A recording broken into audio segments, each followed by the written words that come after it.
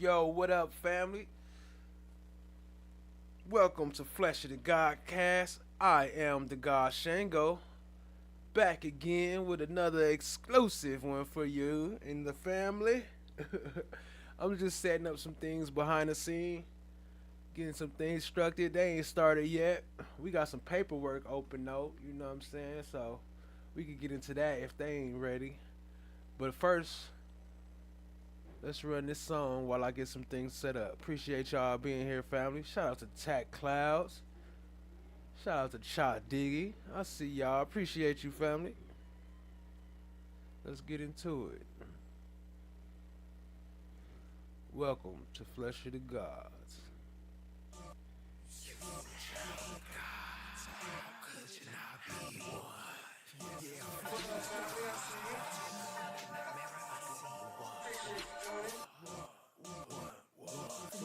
He arose, never hated friend or foes, just a sub to art and not giving a fuck. Chasing down my goals, I self-law am master, supernatural disaster, metaphysical reaction.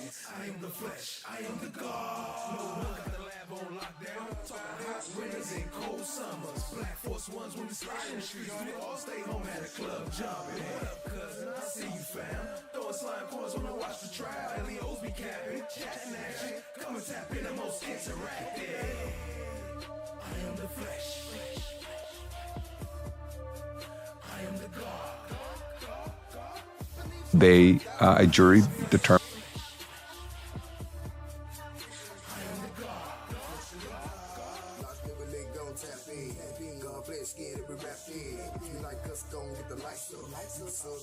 Tell them pack in, from the left, right, front to the passenger side. It's right here, the premiere. How you know? Cause them boys broadcast to the live. Wanna talk about it? Hit the link right here. Slide coins up, got 100 bands. Mars eyes, watch how the check.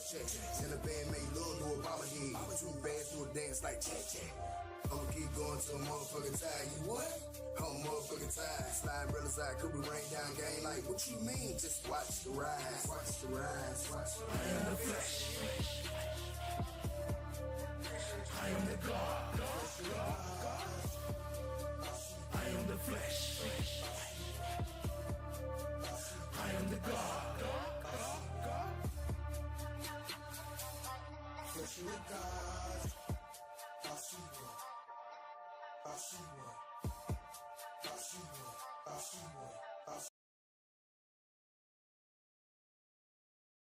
Change that little fade out thing right there. What up, Tack Clouds? I see you. Appreciate you joining, family. Universal T with Marie. Good morning, Flesh of the Gods. Cha Diggy, watch the rise. Tack Clouds, I'm a whole vibe. What up? I'm a whole vibe. I see you in here, family. Appreciate you joining.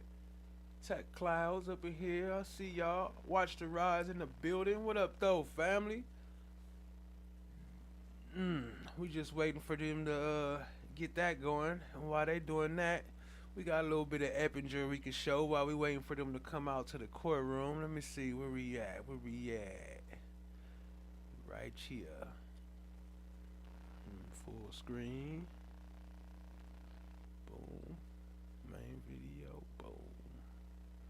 Oh no, that's not the main video. Is it? Hold on. Main video. Oh, okay, that's why. Boom. Okay. Here we go. I'm a whole vibe. Good morning, Tack Clouds, Universal T, Rich Rising's beautiful. I see y'all, family, out here spreading the love, showing some love to each other. Some good mornings and all that.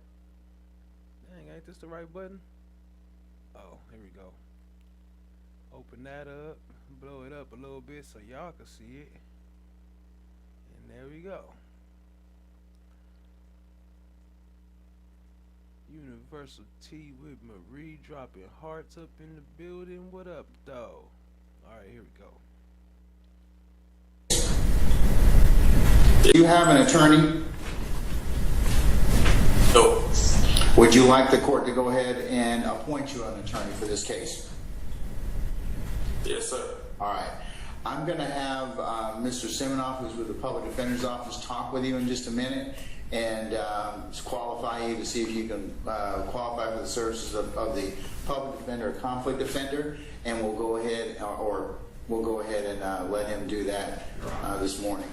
I'm sorry, I actually have information on Mr. Eppinger. His case was already submitted for C3 counsel on August 19th from our office, and it was approved and forwarded to the state office. So if he doesn't have a lawyer at this point, I believe the state office is still working on securing representation for him, but our office is part in that process. So you've already started that process? We've already submitted the forms. They've been approved by my supervisor and forwarded to the state office, Judge. Okay. Mr. Chamberlain, since he's in GDC custody, can we put him back on for the 5th of October and see if that counsel will join us at that point, by that time? Okay, all right. Mr. Eppinger, I'm going to go ahead and put you on for the 5th of October. So it looks like the quest to have representation for you is already started. So somebody should be reaching out to you very soon to talk with you about representation, okay? Yes, sir. But I am going to go ahead and put you back on for the 5th of October, okay? Yes, sir. All right. Unless you have any questions, sir, you're welcome to remain, or I can go ahead and release you, okay? I'm good. Say again? I said I'm good. I'll leave. Okay, all right. Thank you, sir. Okay, all right. And bond is set at $1 million for a former Fulton County deputy who's accused of having an inappropriate relationship with an inmate. Akiba Stanley waived her first appearance today. She is charged with violating her oath of office, reckless conduct, and conspiracy to commit a felony. She was fired from the Fulton County Sheriff's Office after her arrest. Now, Stanley was also fired from the Atlanta Police Department a few years ago after an investigation found she was unfit to be an officer. Now, the defendant in question is a high-profile inmate, Christian Eppinger, who is accused of shooting an Atlanta police officer last year. He is also awaiting trial in connection to the YSL RICO case. Authorities allege Stanley, the former officer, visited his cell, communicated with him through Instagram, and tried to smuggle contraband to him from his relatives. They also say she gave him an illegal cell phone. Cheryl, the officer had surgery yesterday, and we know that he was in serious but stable condition upon arriving here at Grady Hospital. ABD has not released his name just yet, but we know that he worked for a specialized unit that targeted violent offenders.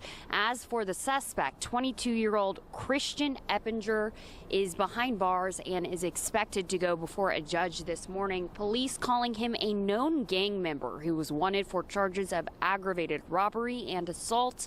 Police say the 22-year-old and the officer got into a fight after the officer tried to arrest him for charges in connection to that armed robbery.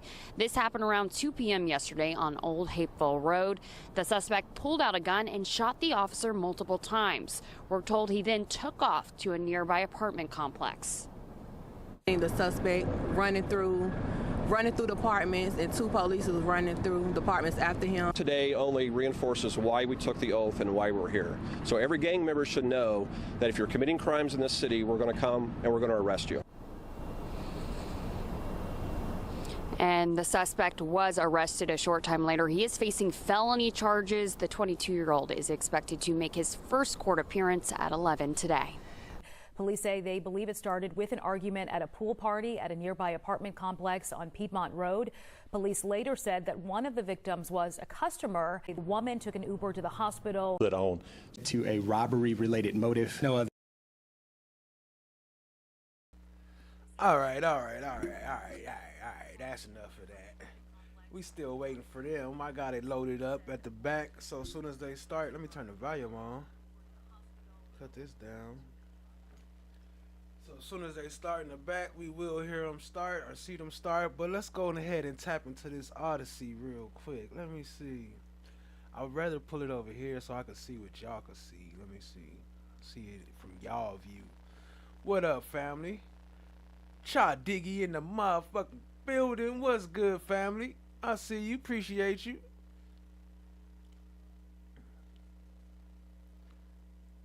Tat slide. Tat, tat, tat. Got the new emoji on deck with her jewelry on point. I see you, family. It's supposed to be a new T one, too, but I don't see it, though. A Jazzy T. I might have to re-upload it. I don't think it made it. Damn, there's some big emojis. Alright, let me clear this up so y'all can see a little better. Oh, there we go. Now you can see. So this is all the cases that's left over from the YSL indictment. This is Odyssey. Only one still open is Eppinger. Who else? Garlington and Demise McMullin. Everybody else is closed, severed, severed, and whatnot. So let's start with Demise McMullin.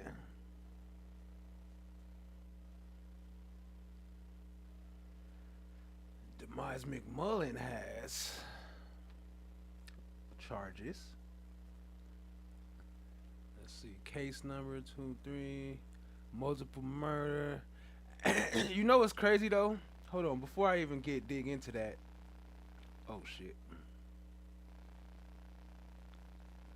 So you see all these say multiple murder. Like not all of them is indicted on murder, but all they paperwork say multiple murder, multiple murder, multiple murder, just because of the other ones. Like they just group them all together. That's kind of retarded if you ask me.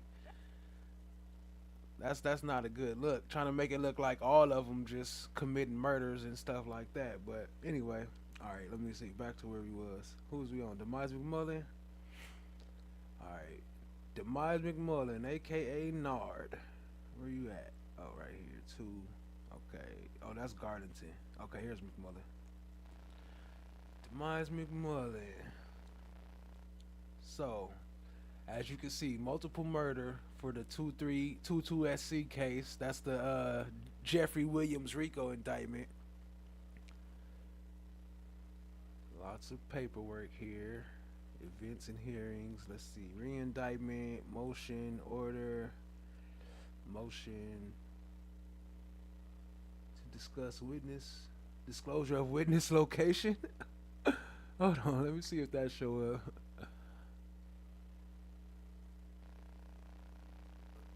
Oh, that's for Khalif Adams. Did I click the wrong name? Or maybe it's just at all. Okay, yeah, at all. State's motion to limit disclosure of witness location. The state of Georgia by and through Fonnie T. Willis. Y'all know she signed and put through all this paperwork with this case. It all got her name on it. That's crazy. You can't take her to court or something, because I would show. Oh, dang. I'm the gatekeeper. Hold on. Did not mean to do that. I forgot I have it on the other mode so I can see it bigger, but when I do that, it switches when I switch it, so I can't switch it. Let me get back to where we was. Full screen. Boom. Is this where we was at? Yeah. Okay. So, motion to limit. We already know Fonnie Willis. I was really looking for her 5 on it. That's what ended up making me push the wrong button. My fault, family. Everybody Lady Justice is blind. Everybody can get it.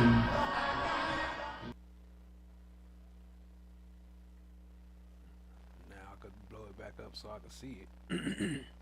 The witnesses are located because items served in discovery in the case were shared on the news media website.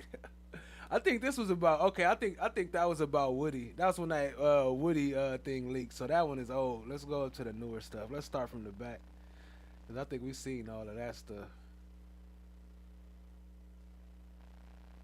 Let's start from the bottom. But anyway, we can read the names. Let's see. Pleaded arraignment. He had arraignment 22. Supplemental discovery.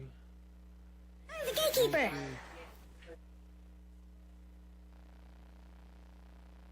Scoot it over here so I can see that screen. Entry notice of appearance.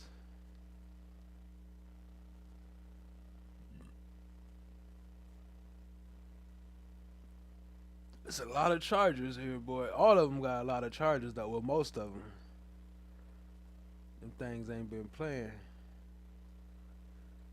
Look at that. Amended order.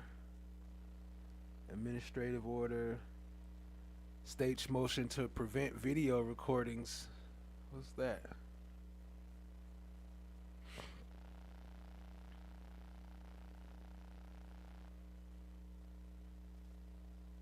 They was trying to, hold on, so they was trying to deny the Rule 22s?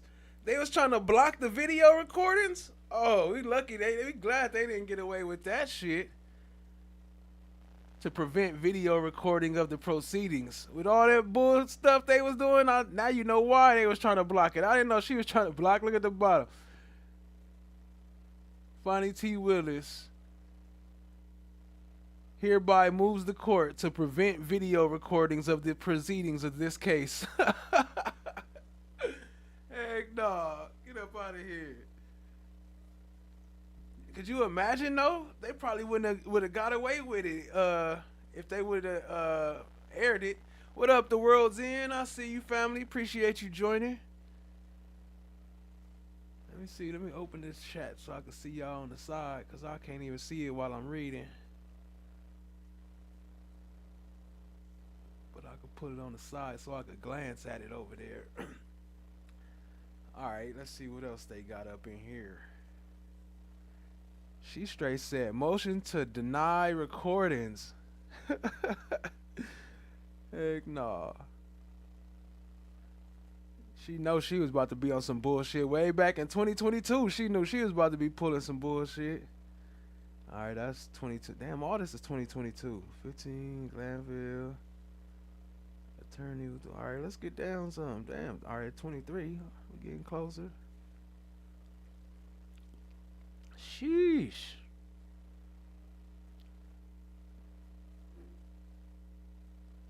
$2025. Here we go. Pre-trial conference on the 17th. That was the one from last month that we seen. And then what's this? Leave of absence. Oh yeah, that's one of the lawyers trying to get off the case. He said he got a leave of absence coming up. Comes now, Terrell D. Dark, pursuant to Uniform Superior Court Rule 16.1, and respectfully notices. Oh, man, I need to blow this up. I can't be reading this stuff if I can't see it. Okay, there we go. That's a little better.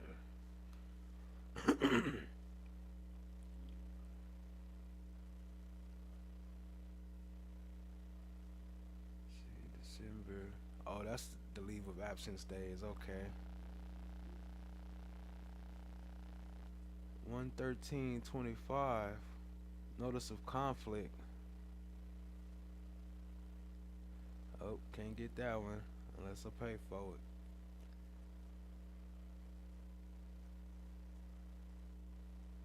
Here we go, right here anyway. I am lead counsel in the attached cases in these matters cannot be adequately handled by other counsel in spite of, oh, that's them, that's the same lawyer just trying to get, trying to let them know that he got days scheduled, and it's a notice of conflict on those days that he won't be able to make it. So that ain't no biggie. We ain't gotta read through that. Turn my voice up in case it's kind of low for y'all, cause I know I ain't talking that loud right now. All right, 117. So this is the documents from that day, and these are too. That's a lot of documents from the 17th, and then the 21st. This is from yesterday. Let's see what they filed yesterday. Discovery receipt. Oh, you bitch, you. You bitch, you.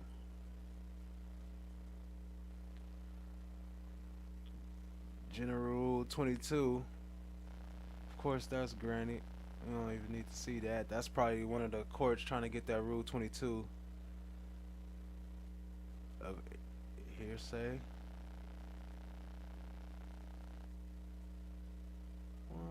Oh. So they did file a supplemental notice of intent to introduce hearsay.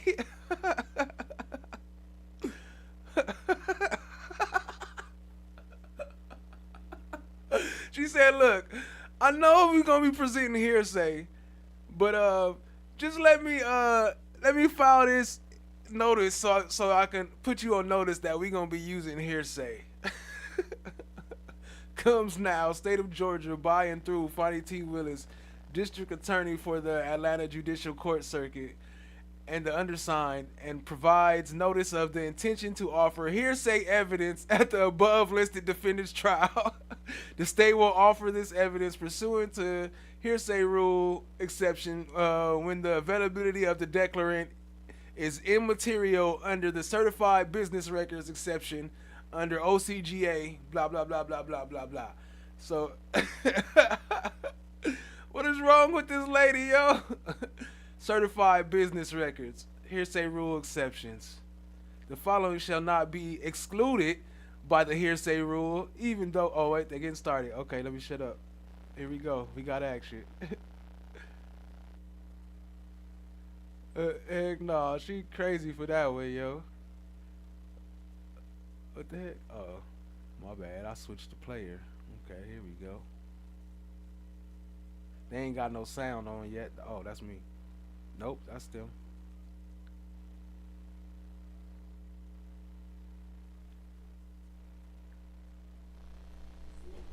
There they go. Now they got sound.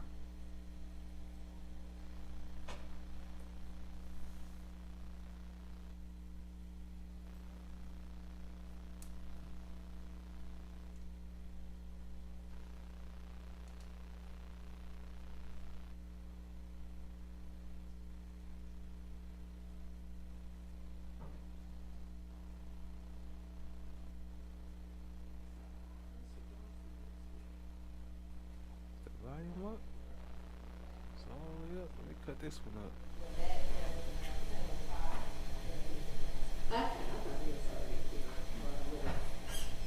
And then there is someone on the way to stand in for Mr. Mondelli because he is still in a jury trial in DeKalb, which he and we thought would be over by now, but it's not. So he's having somebody standing in and who's on the way. And obviously, we're not going to do the pre-trial hearing until both of them get here. But we can hopefully deal with Mr. Barnes' request to withdraw. So that's my immediate first one to do. This part of my work. Which apparently was earlier this morning was a shocker to technological issues.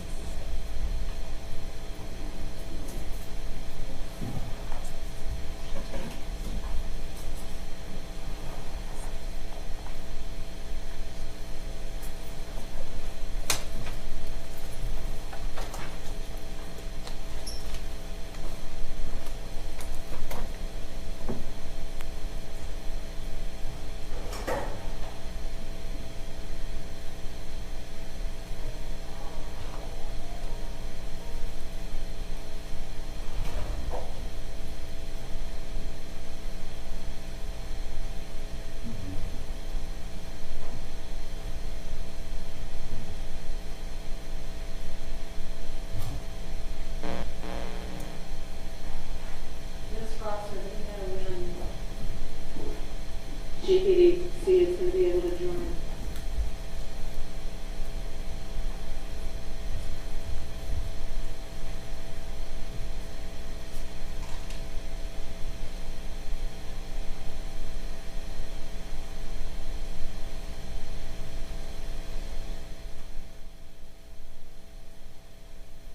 Miss Crestfield, can you hear me?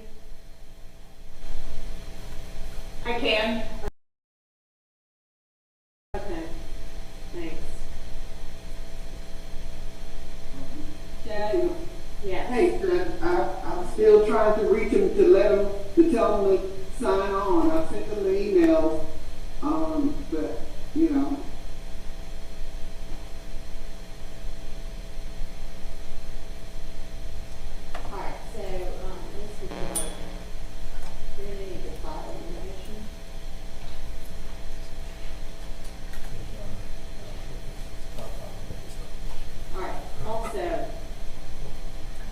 you represent in this motion that you have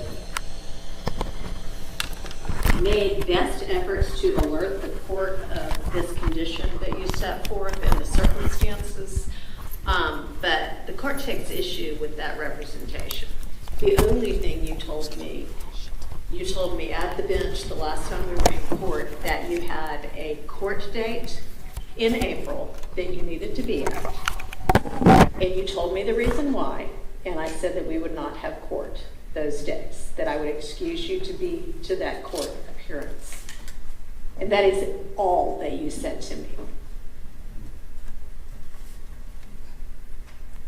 And you otherwise represented to me that once you got assistance, which the court has provided in means of funding, if necessary, for experts and investigators, that you would be ready for this trial. So while I am going to ultimately grant your motion to withdraw, because I think the way it is presented, there is no way not to, it is not accurate what you put in here.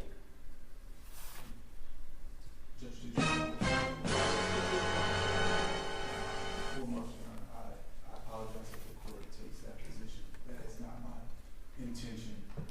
It's a legitimate struggle for me. And I'm not saying it's not. What I'm taking issue with is that you seem to suggest that you had already alerted the court that the struggles you purport to be having, you had already told the court about that, and that is not true at all. And Judge, from my standpoint, it would be true from the standpoint when we had the conference at the bench last court appearance, and I told the court that I did have this trial. You told me you had a custody case. People have custody cases all the time. Right. That is not the same as saying what you are now saying. I'm not sure what the difference is, Your Honor. But well, to say I am having a mental condition that makes me unfit to represent anybody is not the same as, hey, I'm going through a custody dispute. And I don't mean to be blasted your business, but you're the one who's making that required. That was the difficulty in communicating the last time. It's not something that I want to blast. I don't want my family on the media and all of this stuff. But I don't have much of a choice. Okay. I don't. And I'm so sympathetic to that. And I'm sorry if it's not to your liking. I apologize. What I'm trying to do is make sure that people who are on trial for murder have the representation that they need. And if this was actually going to be an issue, which it clearly is, this should have been brought to the court's attention well before now. You were told at the beginning of December that this case was going to trial in late February or early March.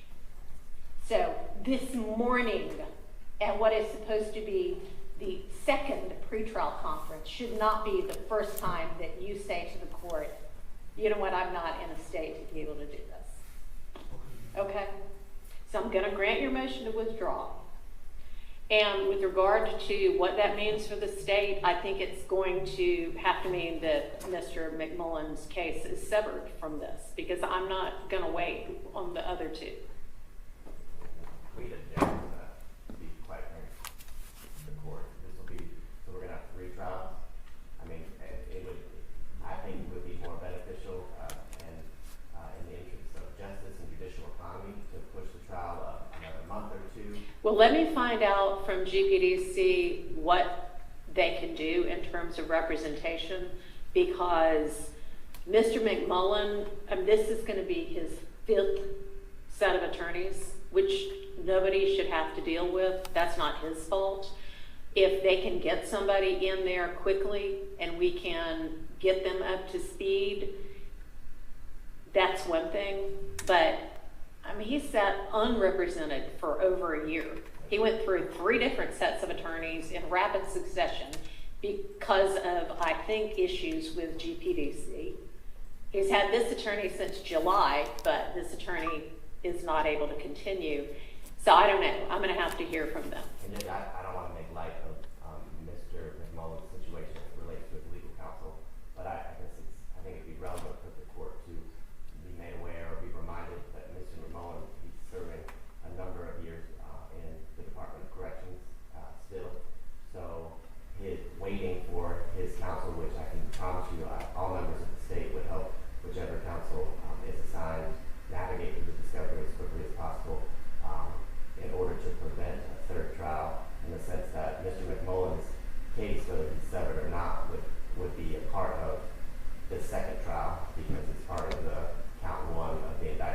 Yes, I know. The state is bound and determined to proceed with the RICO count. So I'm aware that that's going to be presented in each one of these cases. But, I mean, they're otherwise, aside from that, he's facing one charge. That's murder. That's a serious charge. Agreed. And, you know, whether he is already in custody for other issues or not is not really what I meant. I meant nobody should have to go to court and face trial on a murder charge without an attorney who's prepared to try the case. 100%. I guess my point was, and I mean this in all due respect, that the state should be penalized for that as well, because we have limited resources, limited employees. A third trial would not be something that would be beneficial to anyone, but I would say it would definitely not be something that would. I've just got to find out what our options are. Yes, ma'am. Mr. Dark, can you? Lady Justice is blind. Everybody can hear. I know one of the issues that you said you faced when you first were appointed to represent Mr. McMullin was that you didn't have discovery. Now, you apparently didn't take any steps to get the discovery from the state, but you have the discovery now, correct? Yes, Your Honor, I have the link, and I also have a 8 terabyte. Okay, let me ask you this. Can you, because I do not know yet who will take over Mr. McMullin's representation, can you just get the entirety of your file and bring it to the court, and I will hold it, I will not look at it, I will hold it so that whomever is ultimately appointed, I can give that to them and they can have the benefit of what you've done thus far? Your Honor, yes, I can get the discovery and I can try to have it. I mean, not just I mean, everything you've worked on. Okay. Okay? I mean, your entire file. Okay. All right, I appreciate that. Is that something you can do? When can you get that to us? I'll have to look through the file to see, like, you know, counsel impressions and notes and things like that. Okay, I mean, you're welcome to put it in something sealed, but Okay. I mean, your attorney impressions and work product and what have you might be beneficial to Mr. McMullin's next attorney. I mean, yeah, I'd hate for he or she to have to start from square one if you've already gotten to square 25, you know? Okay. Okay. Does Mr. McMullin have any objection to that? No? Okay. All right, so can you get that to Chambers by like Wednesday of next week? I can do that. All right. If you will do an order, I will grant your motion to withdraw. And Mr. McMullin, I'll do my best to get other counsel lined up as soon as possible. But I mean, you know, because you've had attorneys in the case and then out of the case, in the case and then out of the case, that our public defender system is great. Our conflict defender system is pretty good. Our conflict after you move past the second appointed attorney in a case is sometimes a challenge because of a lot of reasons, one of which is probably we don't pay them enough, but it's just challenging to get attorneys who are capable and willing to take on complicated cases. So I'll do what I can. Okay, so shout out to DJ Williams for the 5 gifted memberships. Appreciate you, family. Y'all show her some love. Drop her some slime umbrellas. Any word, Ms. Rosser, from GPDC? Judge, Mr. Price is supposed to be logging on shortly. Okay. He has not yet, and Ms. Rosser is on her way down. Is what? She's on her way down Okay. to 1C. All right.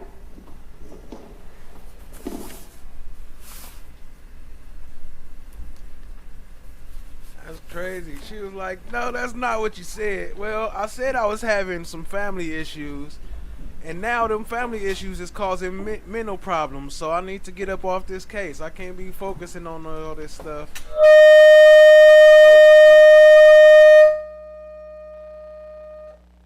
The hell was that? Can't be focusing on all this stuff,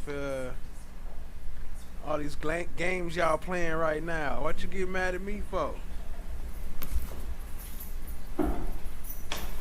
I can't control my mental issues. We're just waiting for them, and then after I speak with them and get what is hopefully a timetable, we'll just recess until we have the other two attorneys, and then we may or may not, depending upon what they say about timing, go forward with the pre-trial conference.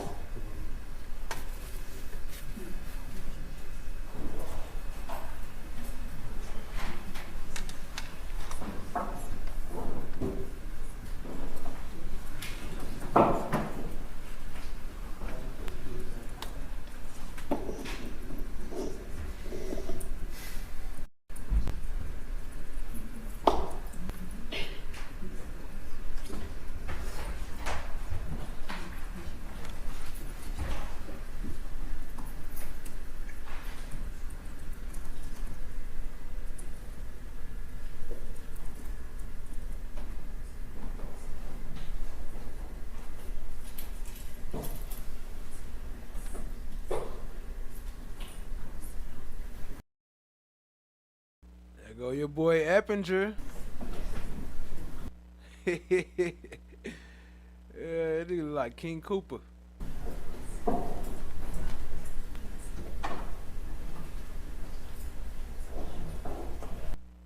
Boy looking like Bowser.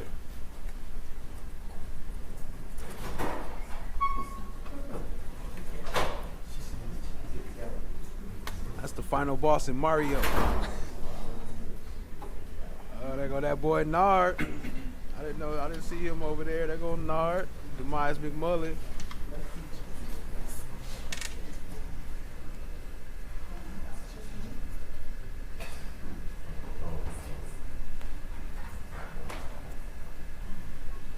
So I thought he was the other dude lawyer. So he both of they lawyer, or?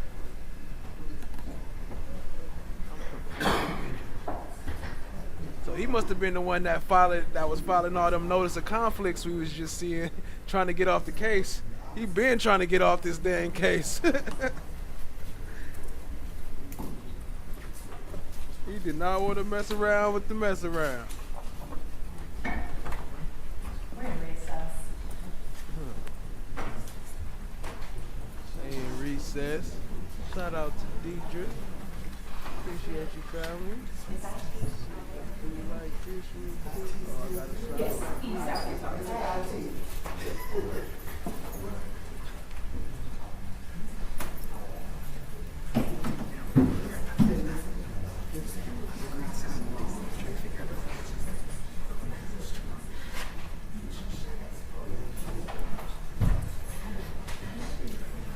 Just signing back into artists and families because they signed me out for being idle too long. Alright, here we go. We can pull some of that up while they on recess. You know, they love to just get started and go straight to recess type shit. But anyway, while that's waiting, we still got it on the back. We'll still be able to hear it when they come back.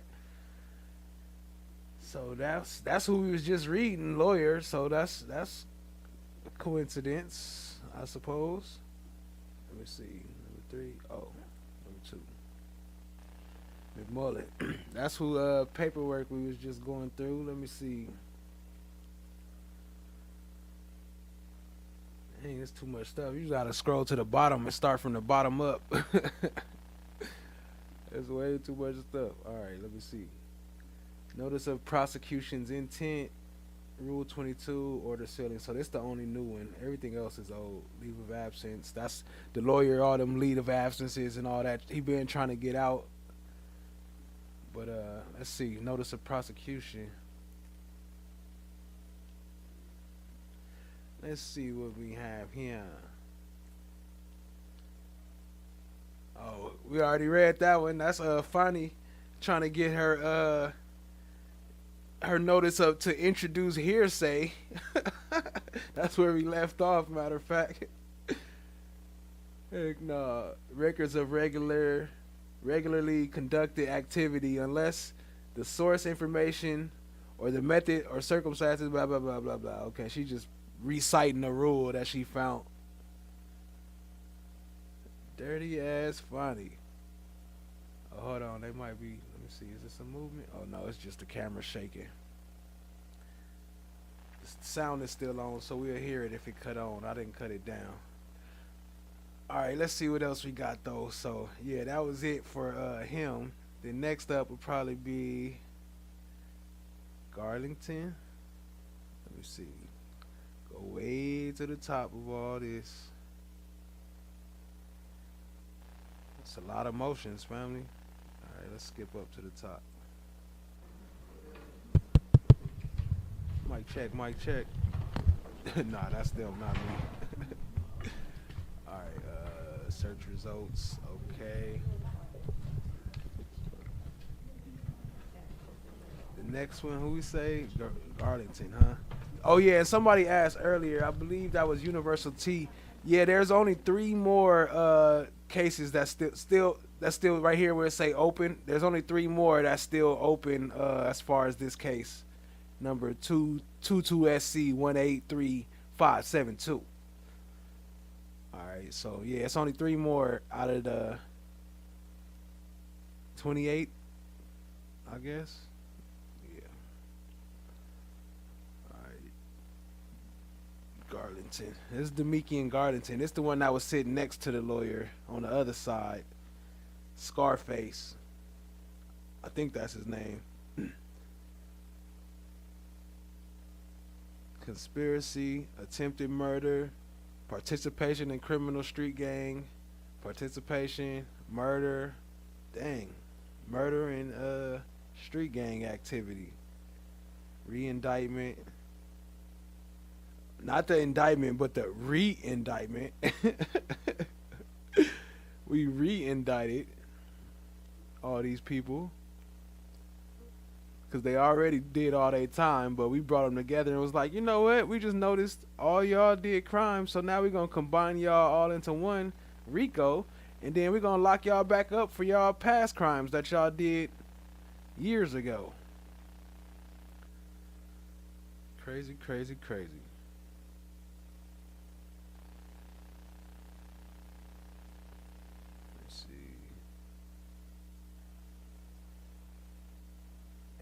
Orange Man. Glanville. Alright, let's go to the bottom because these yeah, this is all Glanville stuff. Let's see. Notice of prosecution. We already know what that is. That's Fani saying we're going to introduce hearsay. General Rule 22. We know that one. The leave of absences. Motion in limine. Let's see what that is.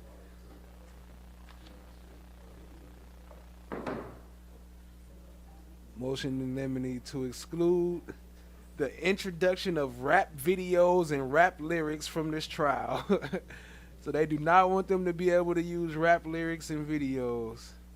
Comes now defendant Demikian Garlington and files this motion in limine to exclude the introduction of all rap videos and lyrics and purportedly include Mr. Garlington or refers to him from the evidence in the trial of the case. August 5th, grand jury indicted Mr. Garlington.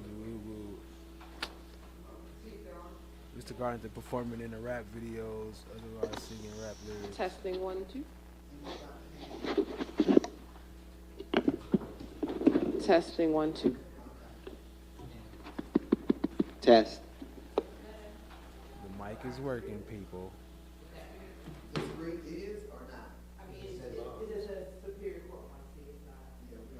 My bad, I'm being nosy trying to hear what they saying.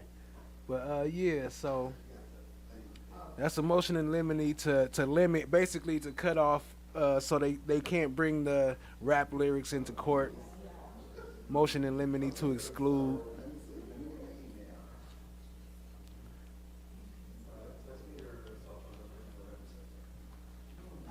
Let's see what else we got. We got some orders here. What's the order? Not that one. What's this one? What? Not that one either. Here's a motion. State's motion to specially set case for trial for remaining defendants. Oh, they already did that though, so that's old. The trial is set to start March 17th. March 17th for those who don't know.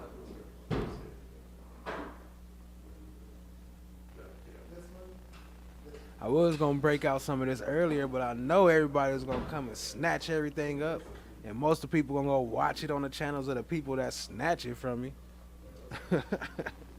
It's all good, family. We gonna rise to the top. It's all right. I think that's pretty much it for Garlington. It's a bunch of motions in limine to cut out some stuff from the different ones. We already read that one. Okay. Let's see what else they got up in here. Let's see what they got on Eppinger, because I don't see nothing else from here. Well, let me look at the dates. Let me check before we do that. Let me look at the dates. So this one is 2/6. That's yesterday. Rule 22 was granted yesterday. Conflict letter. Oh, that's the lawyer trying to get out. Motions in limine to exclude rap lyrics. Especially setting trial. This is the order that set the trial for March 3rd. That's when the trial starts. The parties are hereby notified the above referenced matter has been specially set for jury trial, which shall commence on Monday, March 3rd, 2025 at 9 a.m. Courtroom 1C. Honorable Paige Reese Whitaker presiding. So that's when the trial is scheduled to start. And the trial is just going to be them three. It's going to be, well, so far, unless they make some changes today, but the trial is for Demikian Garlington, Christian Eppinger, and Demise McMullin. Which is pretty crazy because all them other cases, they didn't snitch on, well, just on Nard, I guess. He was the only one that was there with DK snitched on him. He said he a shooter. He stay on go. Let me see what some of these messages talking about because I'm way behind. What's going on? What up, Kimberly? I see you, family. Prentice Jones. It's Fief. What up? Champ, my black is golden in the house. What up? What up? Appreciate y'all. He said I didn't stop watching work. Stop working to watch. Square 25 hopscotch ass boy. We got the rugs up in here, the rug doctor. The world's in. He needs the relly rug.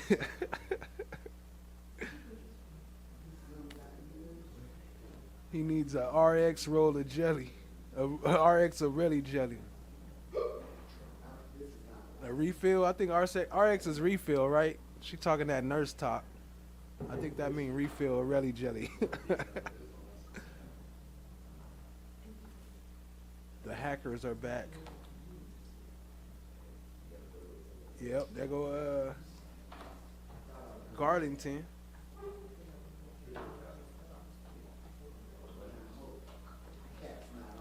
M&M.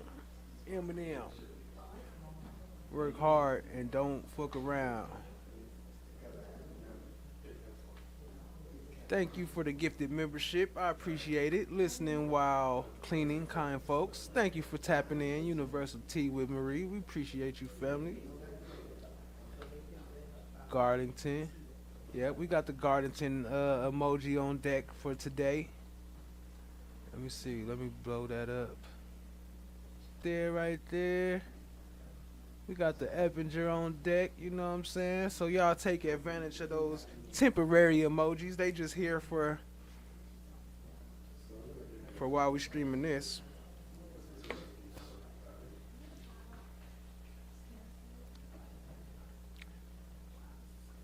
He done got fat. Who, Eppinger? Oh no. Alright, let me skip past these. Let me get back into some of this paperwork. Let me see. All to do separate from my trial. My trial from Eppinger. Yeah. Everybody want to get away from Eppinger. That's a fact.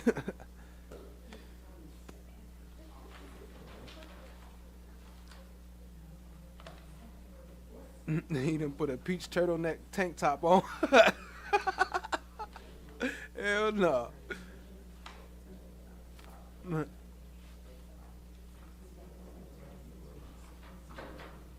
Alright, let me see. Let me see if I could, let me pull up Eppinger paperwork, see if he got anything new. Before they lock me out of here. Lock me out of here. That was it for that, right? 129, hold on, that's new. Oh, conflict letter. Oh, that's the same shit. Yeah, that ain't new. That's just that lawyer trying to get up out of there. He said, I want to be severed. Cut me up out of this case. I'm having family issues. And they're making me go crazy. All right, let me see. Eppinger is on the first page. Here we go, right here. So here's Eppinger's charge list.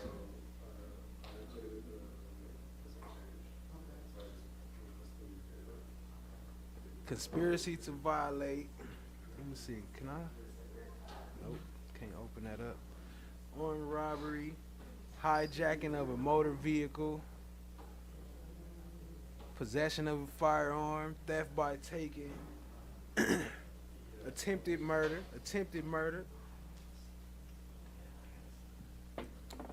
Possession of a firearm by a convicted felon. Got 1, 2, 3, 4, 5, four possession of firearms right there.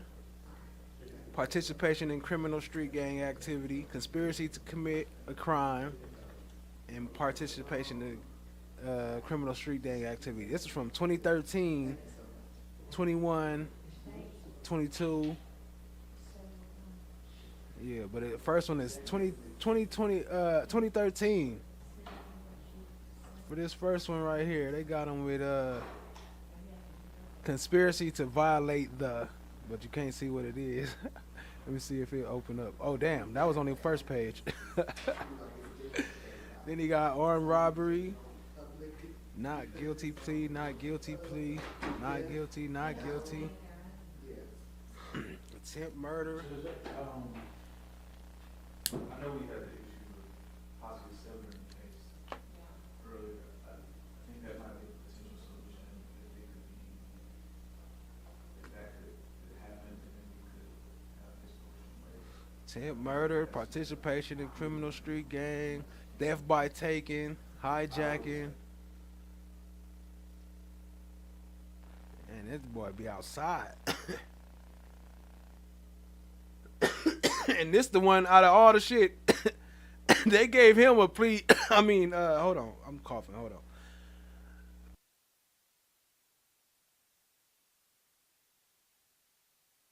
on. They gave him a bond, and he got out and shot a cop. With all these charges, though, they gave him a bond, but they denied Young Thug all his freaking bond hearings. And he ain't have no charges, no violent charges, none of this crazy stuff. But they go crazy and get him up out of there. That's crazy. Oh, the T is there. Okay, I thought the T was gone. It did show up. I see you. Shout out to Tac Clouds with the new Jazzy T logo. Emoji.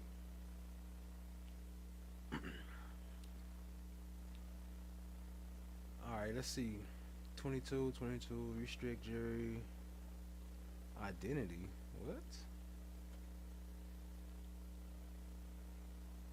Entry of appearance. Anvil.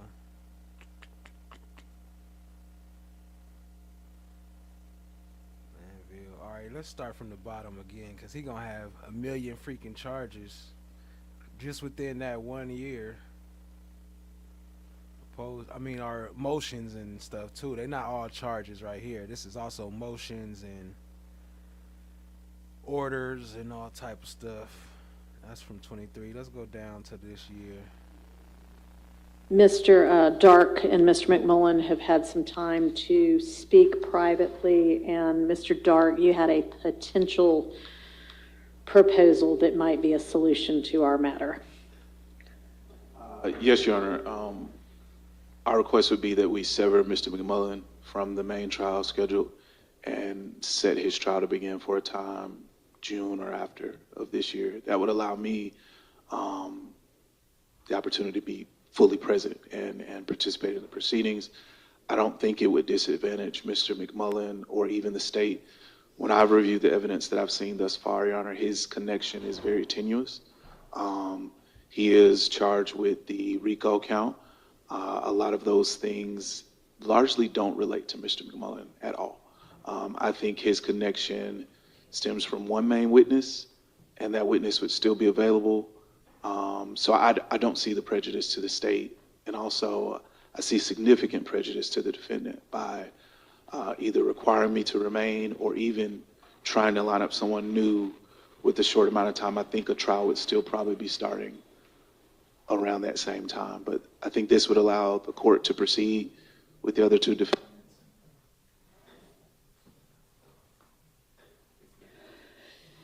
This would allow the court to proceed with the other two defendants and respect all the rights with respect to Mr. McMullin as well.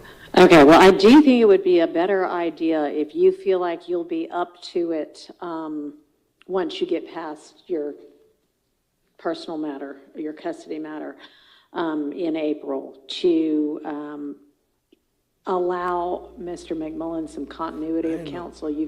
See that? Y'all baby mamas out here driving people crazy. We losing our jobs, losing our kids, all this stuff. Y'all doing way too much when it comes to these children, family. Been his attorney since July, and I think you're the only attorney who's been with him for any significant amount of time. And I know that you've been working on the case and you've gotten funds. Hold on, my bad. I forgot losing our mind. That's the most important. Losing our mind, losing our job, losing our kids. Goddamn. For experts, and been pursuing that as well. So I would certainly rather you stay on the case, even if that means that it gets moved back a few months. One thing I would inquire about is if you believe you will be ready to try the case and fully present in, let's say, June. At that point, we're talking about, a 4-month delay. If we had to secure a new attorney for Mr. McMullin, we'd probably need to give him or her that much time or close to that much time to get ready anyway. I know the state has opposed severing Mr. McMullin out. Uh-oh, he about to get separated from the case, family. Here it go. They about to sever him. Because it's, a burden upon the state to have to try 2 cases instead of 1 when there is some at least alleged connection amongst these 3 remaining defendants. That mainly it appears being the RICO count, that is count 1. If we move the entire case to June, you would be ready for that as well, because really your client's facing the 2 charges, whether he's facing them in a sole trial, or he's facing them in a trial where he's one of 3 defendants. Is that correct? I think that would be accurate. Okay. I would ask if it's possible that the court. Look at her. She blocked it. She denied that mug. I thought she was about to sever. She said, we just going to push the trial date back for another month or so, another month or 2. How about that? Appoint additional counsel for Mr. McMullin in the event to continue to prepare the case. Like to assist you for the next little while?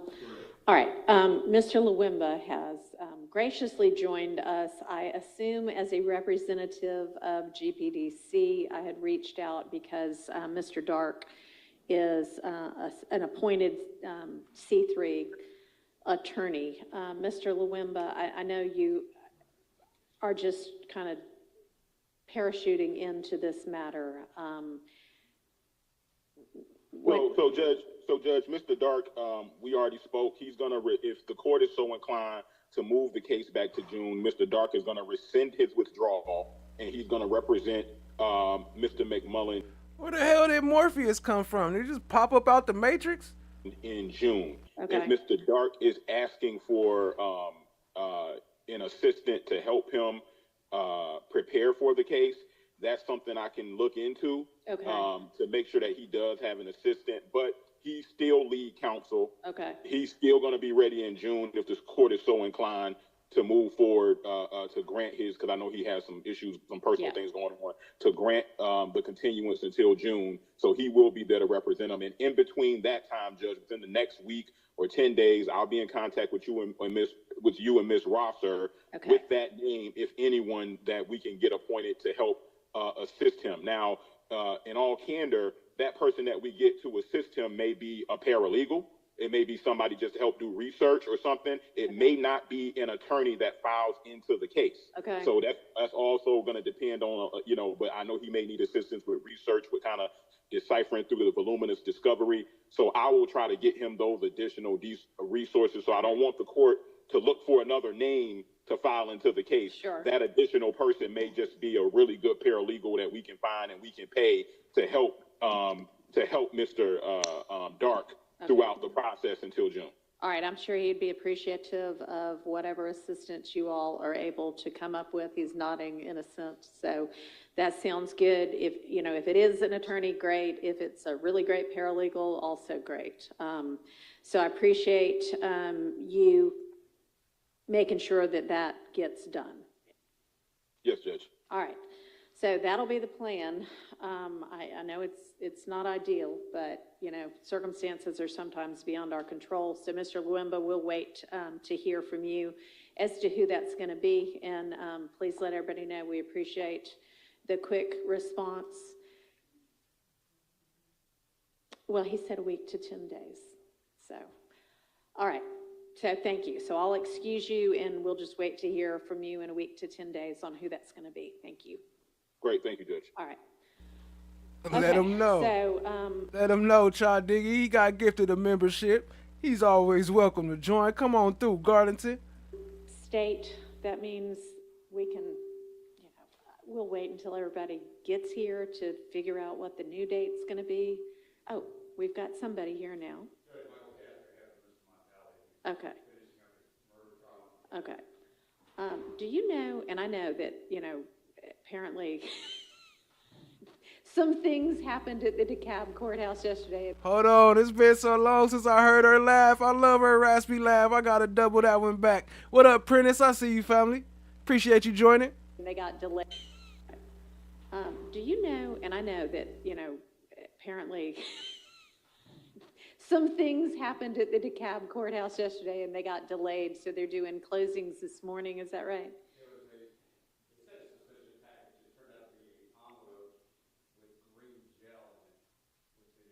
Yeah. Yeah, well, yeah. Okay, so do you think that is he going to be tied up the whole day? I would think that the jury should have gotten it by now, so they were starting at 9:30. Why is they mics always so garbage? I'm trying to cut this up. Because we're actually still waiting for the third attorney as well, who represents the third defendant, and I'm wondering, he's allegedly been on his way for about an hour, but I don't know where he was coming from. I think maybe Forsyth County. Oh, that's where you came from. So, do we know, Mr. All right, speak of the devil, so to speak. Okay. Why don't we take a quick recess? We'll get everybody back in place, and then we'll go on the record and sort out kind of how to move forward.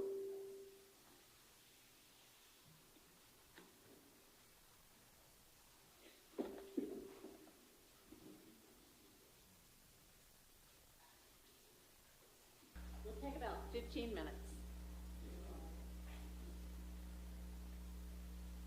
So they on break for 15 minutes. Let me get through some of these chats real quick, and then we can pull up paperwork back up if y'all want to. Let me see. Hold on. Let me come here so y'all can see your boy. You know what I'm saying? Let me look y'all in the eye. You know what I'm saying? Look at me. Look at me. All right. What the hell? What they doing? What they doing? What they doing? Okay. They just moving around. I don't know. They can't seem to get their tripod working. That's what they was doing earlier for like the whole time I was reading. Tech Clouds, Jazzy T, what up though? I wonder if they making hooch jelly. Check out the new tea glass. Shout out to Jazzy T. But so basically, the trial was set to start March 3rd, but from what way it's looking right now, it look like she about to push it back till June. Let's see. Tat, Prentice, with the tat, Sugar Plum. It's giving Bridgerton. Shout out to the new tea glass. Y'all show Jazzy T some love and drop her new emoji. The diamond tea kettle or teapot, whatever that thing is called. All donations are greatly appreciated. Hold on, that needs to be pinned to the top. That needs to be pinned to the top. Where that's at?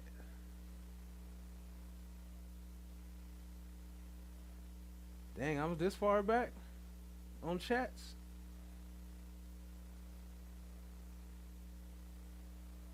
Oh, nope. I don't know. I have to wait till I find it again. Oh, that's Attack Clouds. I thought that was Child. That's why. My bad, family. Let me just pin this comment to the top real quick. We appreciate all your support. Hit the like, hit the subscribe, tap in, share with a friend. You know what I mean?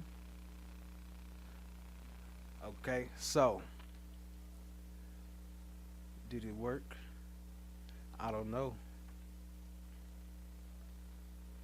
What up, Prentice Jones? I see you, family. Appreciate you joining, rocking out with us. Fermentation to the fullest. Gut friendly too. Let's see. What we got? Sounds like he's trying to get his client severe. Yeah, that's what it looked like to me too, but I don't think it worked out. At first I thought she was about to do it though. The way she was approaching it, like, yeah, whoop, whoop, whoop, whoop. Like she sounded like she was about to approve of the sever, and then she was like, how about we just switch it to June? Drop the bombshell on him like, yeah, you think your mental issues will be up by then? You should be feeling better by then, right? Heck no, that's a fact right there, Prentice. Hey, Chanmar Black is golden. How you feeling this morning? Okay, I'm here for it. I like it. Eminem got his emoji back. Yep, that's been there a while ago. Y'all shout out to Late Night Bacon with Mookie. Mookie, go sub up. The late night hangout spot. Whole lot of ish talking around there. Alright, so let me get back into this paperwork. I think I'm almost caught up with the comments. Let me see. Well, let me finish them off. Paige is that girl. Spend that money. I found a new emoji. I see you. Who's that? Storm? That's the storm emoji type shit. I see you. Northern Dame, good morning, Flesh and Chatters. Appreciate you joining, Northern Dame. Welcome. All right, Joni Ford. Where Joni Ford at? I didn't see. Oh, there go Joni Ford. What up? Good morning, Joni Ford. Welcome, family. I see you in the building. Appreciate you joining. You know they on breaks again. They be on breaks on breaks on breaks. Joni Ford. Hey, Joni. Okay, now let me pull this paperwork back up because obviously they're gonna be on break for about 10 more minutes. Even though they just came back from break. Hold on now. Y'all can't see that. I wasn't showing that earlier, was I? Hold on, let me side in.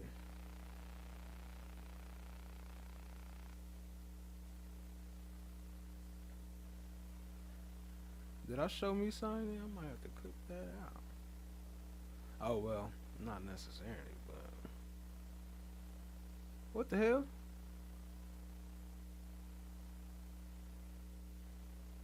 It say sign. Okay.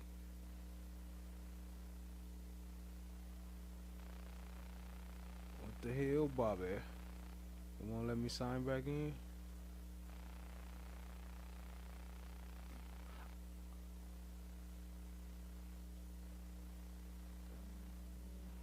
Maybe that's the wrong thing.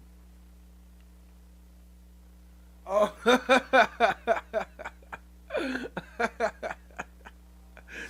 Chan is crazy. I just caught that.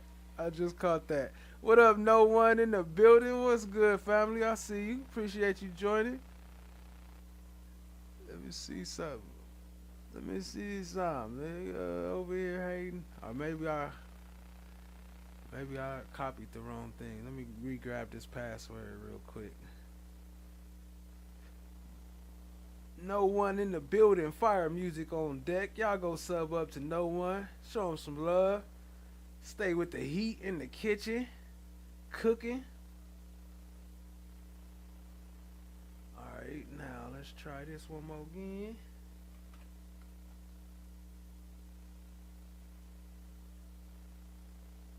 Alright, there we go. I think I was pasting the wrong thing. Alright. Now I can pull it back up so y'all can see it.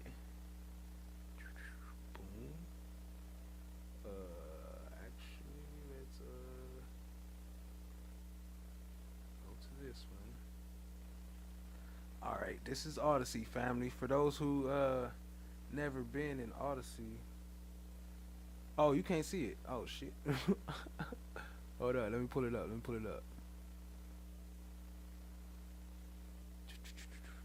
Full screen, open this. Okay. Now you can see it. And let me.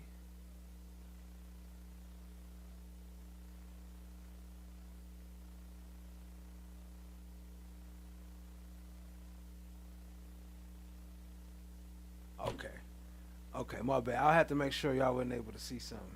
But okay, here we go.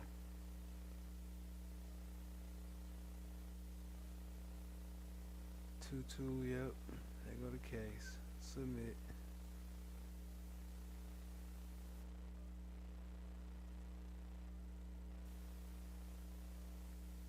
Alright, my bad, family. A little struggling over there. Had to get some things together. Alright, so here we go. This is Odyssey, family. Christian Eppinger.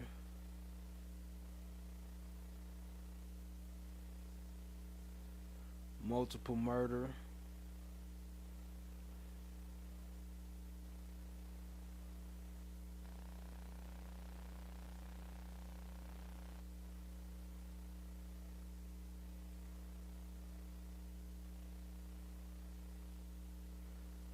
Alright. 1/17/24. That was last year. So here we go. 1/17/25, 1/17/25, 1/13. There's a lot over here. They've been filing a lot more. So the last court date was what, the 7th? I believe that was the 7th. New track out by No One. Dang, I can't see that one.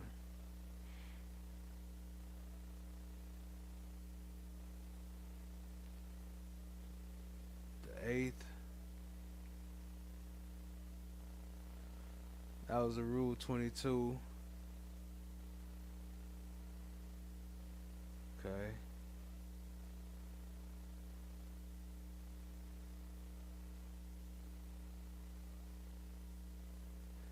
The 10th. Withdraw immunity motion. Notice of withdrawal of defendant's previously filed immunity motion. Oh, so he already had immunity.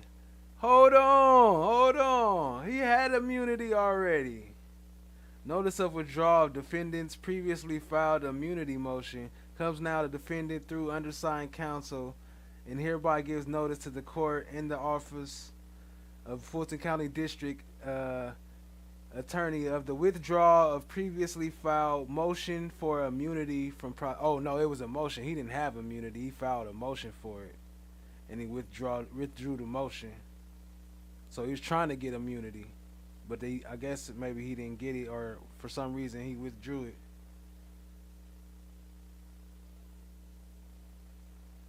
Okay.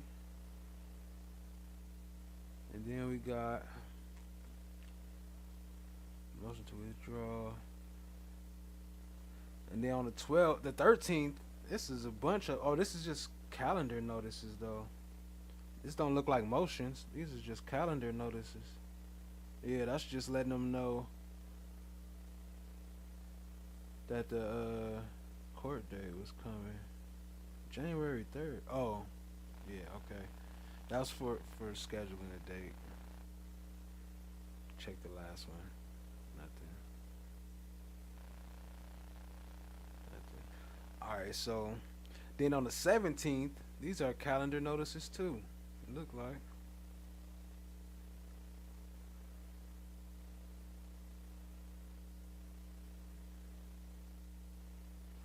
One of these mugs will open up. There you go. Yeah, just calendar notice. They all the same thing. That's why. For the 17th. So then they had it 17th right here, which is an order, but can't see what that is. Comment. Order specially setting trial. Oh, we saw that in the other one though. That's what we saw that in the other one. This might be it right here.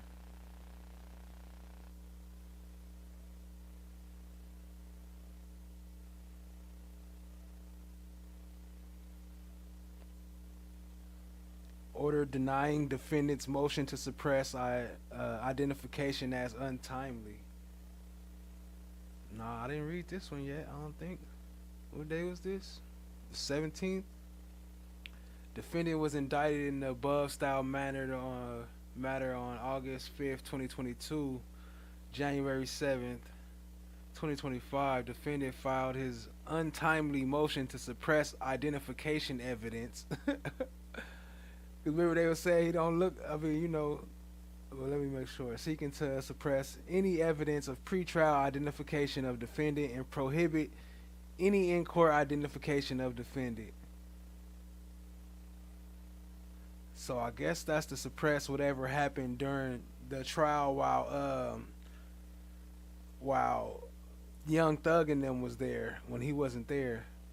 I'm thinking that's what they're saying. Let me see. Motions have previously been heard in the case, and their timing has been governed by several orders of the court. Let's see. Court entered a status conference order in which it stated in no uncertain term that no further pretrial motions will be considered by the court. The court in its May 28th order setting requirements for June 28th final plea. Further notice. Okay. We need to submit a continuance request in writing 5 days.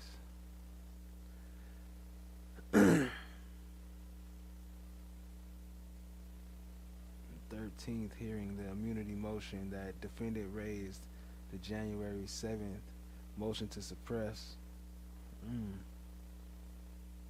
I don't know, I might have to grab this one. How many pages is it? We might need the rest of that. Oh, it's 2 pages? Okay. Yeah, I might have to come back to that. We might need to see what the rest of that one say. Alright. Let me see, which one was that? That's the 17th.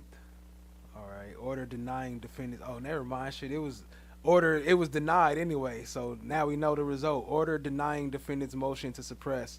So that's what it was. It was denied anyway. So we don't even need the whole document. It was denied. Motion in limine.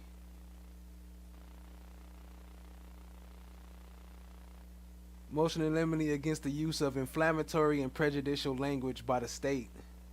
Comes now the above named defendant. Whoop de whoop. Okay, he's. Let me see. Let me blow this up so I can see better. So I don't be stuttering so much.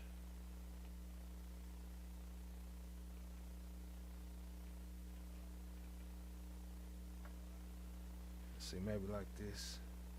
Still can't see it. Let's go to studio mode. Okay, now I can see a little better. Okay, making any reference, direct or indirect, to any potential witness as a victim, defendant shows that these terms are highly inappropriate and prejudicial, and that the legal conclusion of whether an individual is a victim of a crime is a question for the determination of the jury. Heck nah. Prejudicial. Let me see. The defendant respectfully requests the court to inquire into and consider the motion to limine prior to the trial of the instant case. Sustain the motion in limine. So that's just them asking. Oh, here they come back. This is them asking the judge to suppress it. Court come to order, remain seated.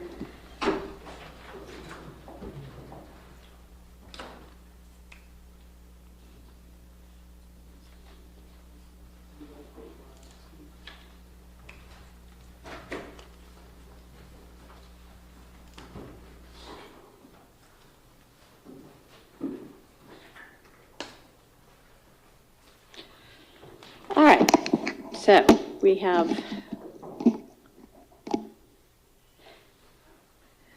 Mr. Katz standing in for Mr. Mondelli right now, and then we have Mr. Johnson and Mr. Dark, and all 3 defendants. And we're here for a pretrial conference, and we have sort of adjusted our schedule a little bit due to some matters that have been dealt with now, but we are now looking at a June trial date instead of a March trial date. So if everybody can look at their calendars, I would propose that we start jury selection the week of June 9th.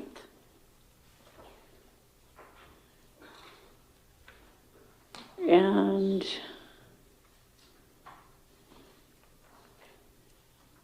what it had looked like jury selection was ultimately, when we talked about jury selection before, I think I at least was picturing that we might be doing some of the beginning proceedings up in the big jury assembly room, but having talked to jury services, we're not going to be able to do it that way because they have a whole lot of other jurors up there at the same time that it just, there's not the right kind of space. So what we would be doing instead is having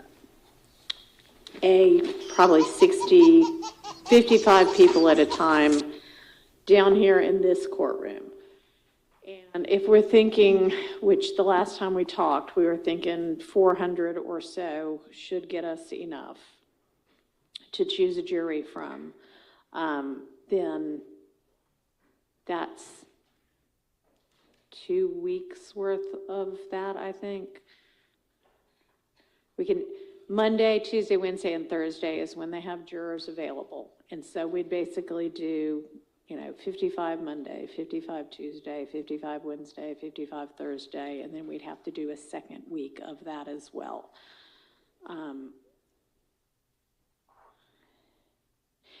What I am thinking is that we could, at the same time we do the questionnaire electronically, which everybody should have gotten a copy of, and I haven't gotten any comments back about anything needing to be added or taken away, but I'll circle back on that in just a minute.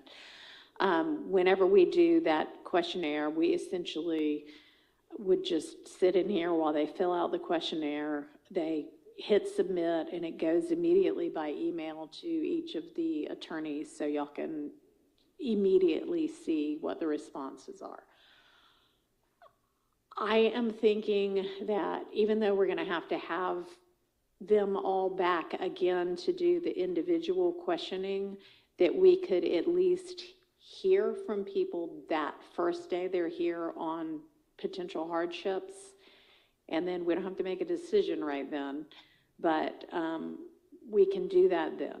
And then by the time we have them, there may even be some that, oh, it's so clearly a hardship, we don't even have to have them back. But that's kind of what I was envisioning, unless anybody has a strong objection to handling that part of it that way. Okay. All right. Okay, and I know we've got some motions in limine to deal with, but just in terms of the process for this first part of the jury selection, having had an opportunity to review the proposed questionnaire that would be on the electronic form, is there anything that anybody either has objection to having on there or feels like needs to be added? It largely came from what was used as, I guess, a paper questionnaire, the first YSL trial, but y'all let me know.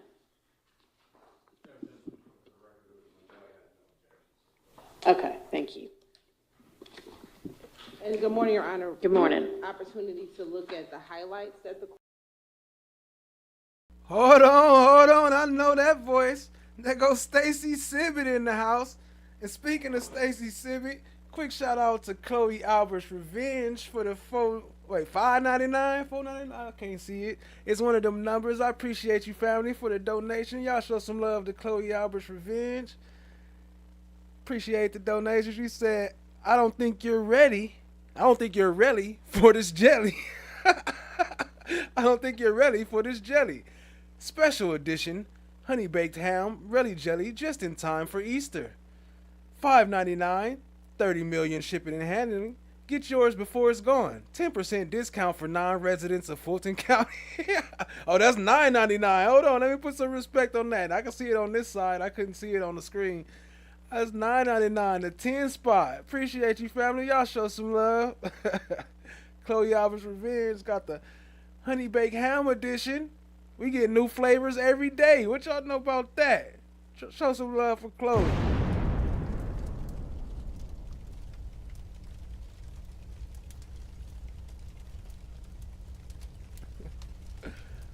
All right.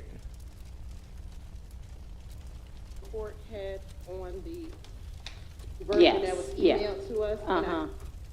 Then we were going to go through it. Sure.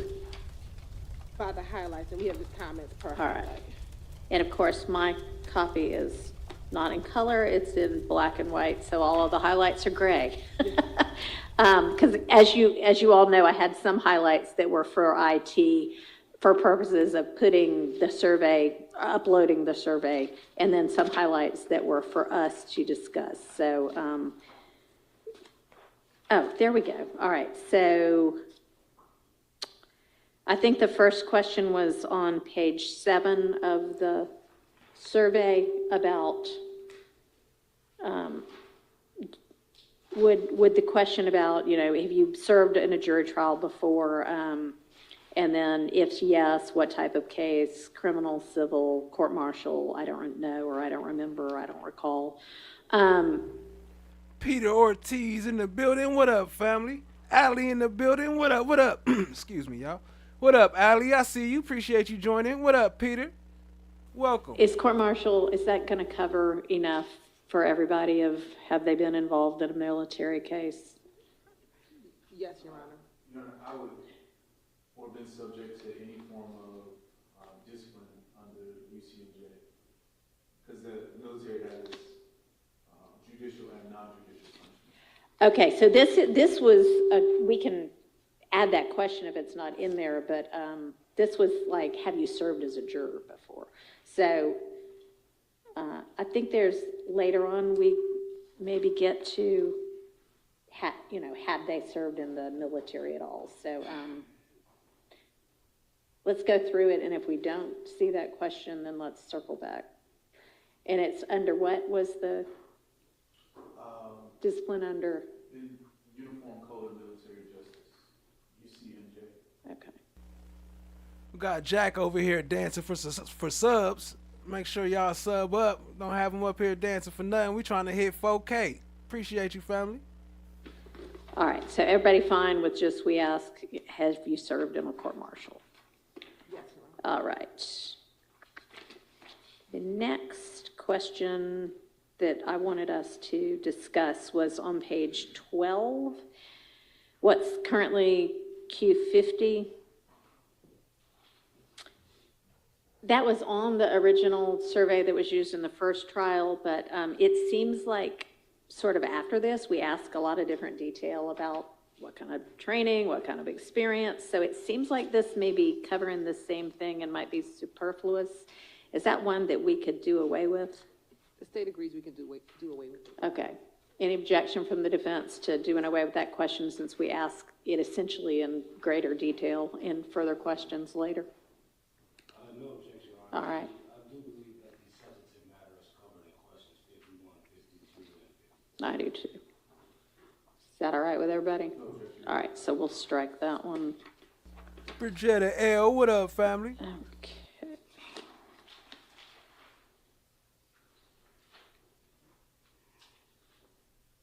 All right, and question 55 is actually, have you ever served in the military or armed forces? So I guess if we wanted to ask that discipline question, that might be the place to put that? Yes. Okay, so then, have you ever been disciplined under the UCMJ would be the question. Okay, let me jot that down.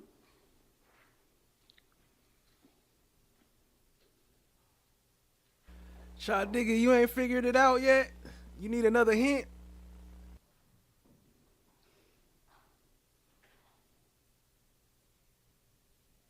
And then, you know, if so, we can ask them for details. All right, thank you.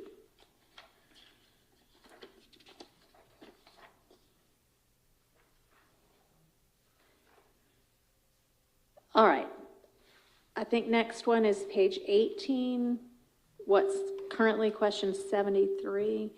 This is the way there was a question worded this way on the original questionnaire.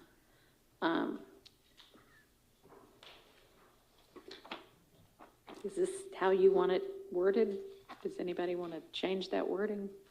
Your Honor, and to be clear, the jurors will complete this after either hearing the indictment or the summary of the indictment. The summary of the indictment, yes. And we'll have to discuss how much detail we want to include in the summary. I'm not the best wordsmith, but I thought we could just ask, this case involves allegations. Hold on, was that a joke? Did she just say that? I'm not the best wordsmith? No, you are not. We all know that. We'll have to discuss how much detail we want to include in the summary.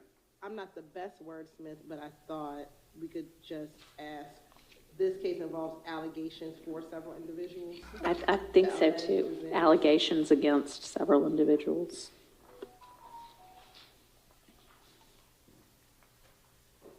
Everybody okay with that wording? Yes. All right. And then I think in paragraph, or in the second sentence. The alleged events, Surrounding these allegations. strikes surrounding these arrests. And then I'm just going to say are alleged to have.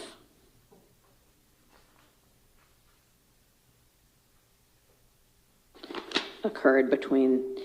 Is our correct date still? No, Your Honor. I believe it'll be March 2022. I want to confirm. And then how about the beginning date? Yes. All right.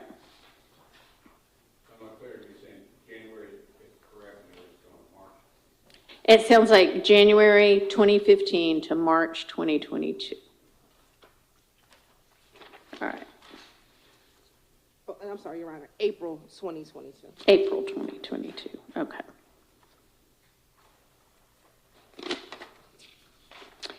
All right. Then our next question is on page 20. What's now question 80?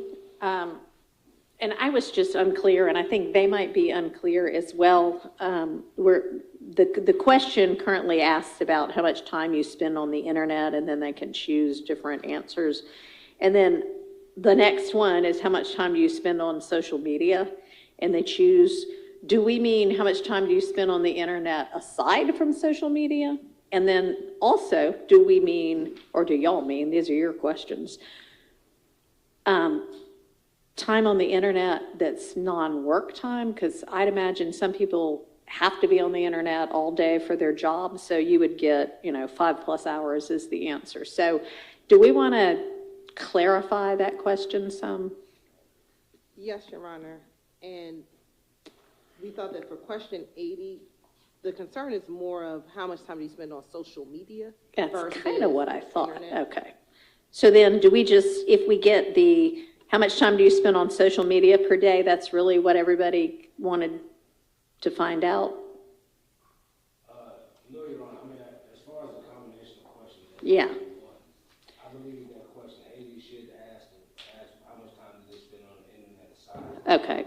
So then maybe I'll flip the, And I believe that both questions are necessary because what it does is it provides us an opportunity to see the delve into things that they may get into. Okay. Outside of all right.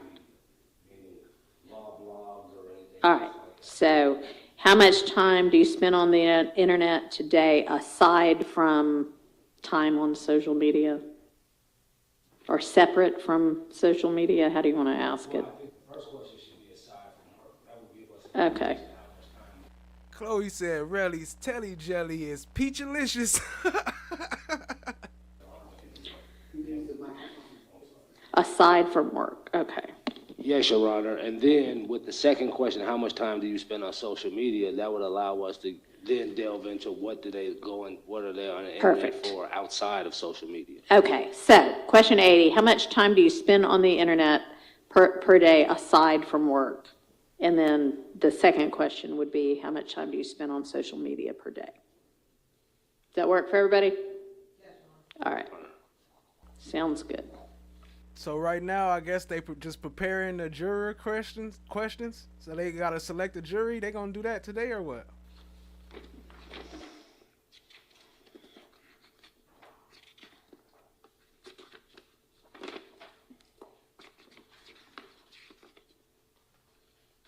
All right. Page 29.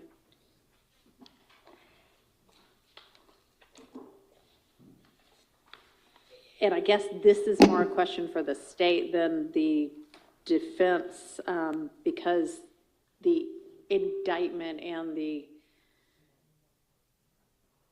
evidence, it sounds like, are narrowed from our last trial. So which of these questions will we still need? Your Honor, we think we do not need question 114 and question 116. Okay. This time say what I attend there, Stacey All with right, thank 31, you. 30 and into. Yeah, and this time say what I attend there, Stacey The with next 31, page, 30 page and in. 30, question 121. Do y'all want the word paraphernalia? We like items. We like Okay, suggestions. we're going with items. Thank you.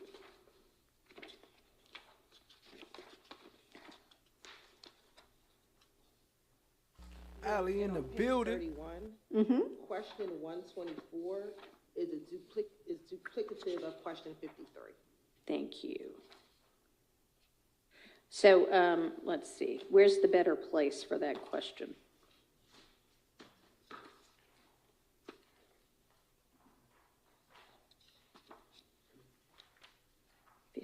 Did you say 53? Yeah.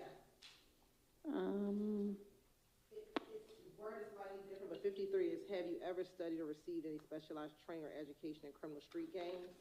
And 124 is, do you have any specialized training or education about street gangs? My question 53 is, are you divorced? If you are divorced or widowed, please list your former spouse. So, oops. So I'm on page 13. Okay. Oh, you know what? That's 63 and I just can't read. Or can't see. I can read, I just can't see. Okay, yes, there it is. I think it's better at question 50. This time say what I attend there, Stacey with 31, 30 and Okay, into. so Yeah, let's this time say- strike it from, let's strike question 124. Because it's already been asked. Thank you.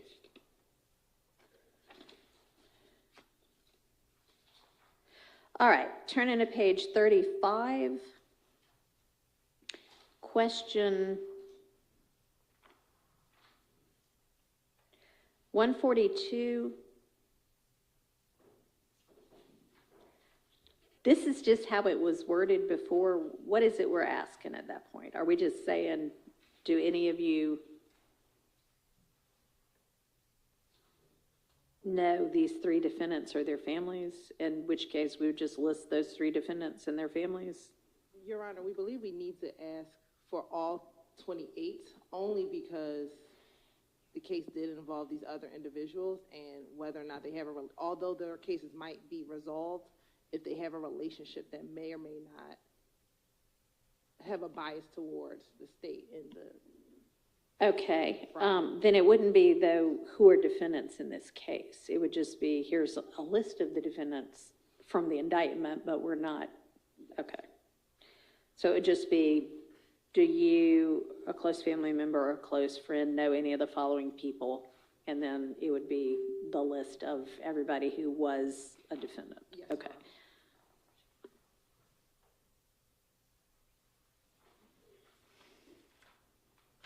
All right, and then do you, a family member or a close friend, know any of the following lawyers? At that point, it seems like that's just the lawyers that are in this case, state and defense, right? Yes, ma'am. Okay. And Your Honor, as to this particular. Maybe we can see if one of those that's on this podium might work. We seem to need to put new batteries in a lot of these mics again. Yes, Your Honor. Better. As to this question, I believe that if the question is asked as far as do you, a family member or a close friend, know any of the following people, given that the family members and close friends would not be on the stand, we would not be able to go into that relationship to understand how the family member or close friend would know any of these individual people as far as the showing of any bias in this case. So I do believe the question should be limited to the juror itself and asking them, do they have any knowledge of these individual people? And it almost seems to me like the only way that they would know if a family member or a friend knew of whomever this is we're asking is if they too knew about it, because otherwise they're only speaking from their own knowledge. So would that work for everybody if we just say, do you know any of the following people? 142 and 143.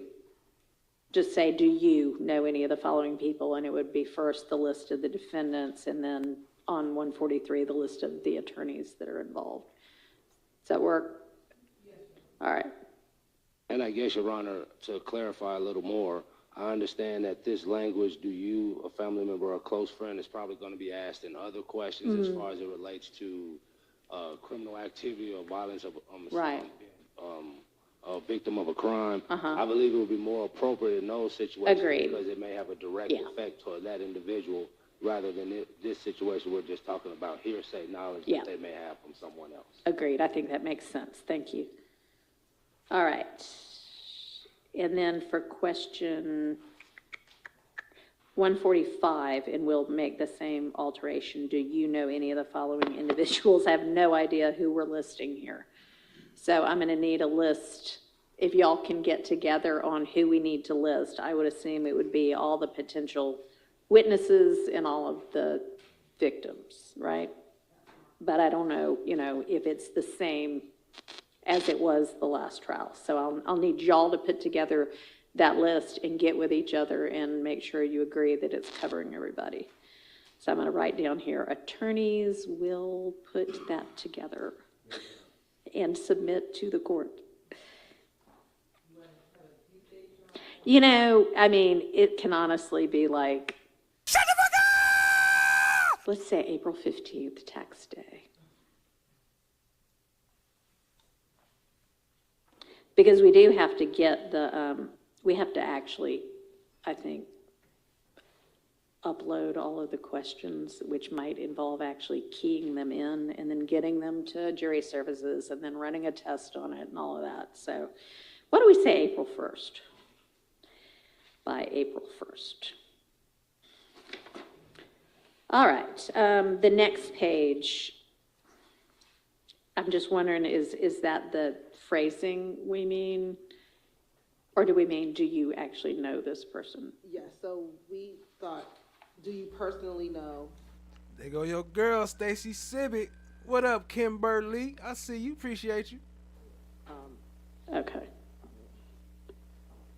Good with everybody to make that? Okay. We thought, do you personally know? Okay. Good with everybody to make that change? Okay.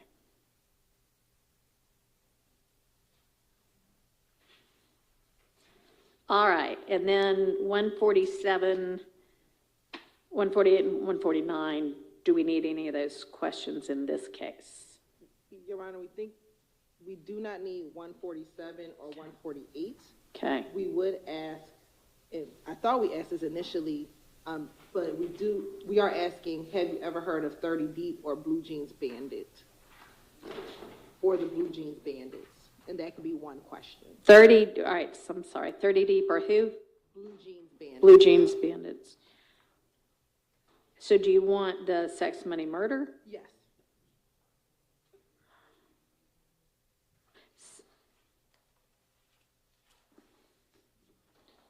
So do you want 30 Deep and Blue Jeans Bandits as one question or as separate questions? That could be one question. Okay. All right. And that was all that the court, needed clarification on. So we've gone through those. So hang on, 151. Thank you. Good call. All right, let's look again at so if we start, yes.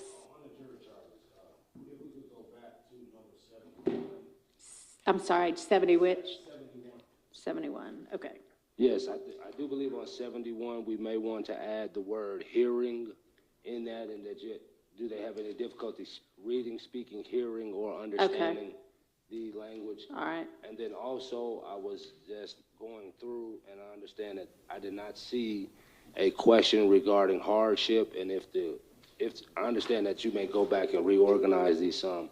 As far as the statutory questions, the question regarding hardship, number 16 regarding residence, number 23 regarding age, and 34 through 36. Oh, you're going way too fast. I'm sorry. All right. 16 residents, 23. Is age. 34 and 36 are the statutory questions. I did not see a question regarding hardship. It's question 151. And I was just suggesting that if those group of questions could be grouped together and placed at the front of the questionnaire, therefore I believe that would facilitate our determinations on those subjects moving forward. Okay, so the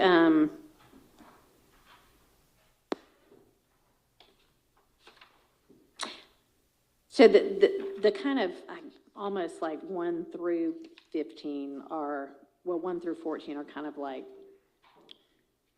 just identifier questions, like what's your address, things like that, which is kind of what we have on our jury summons that comes back anyway. The residents, 15 and 16, about Fulton County,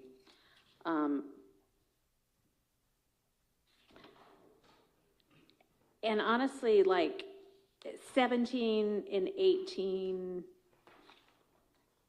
how many years have you been a resident?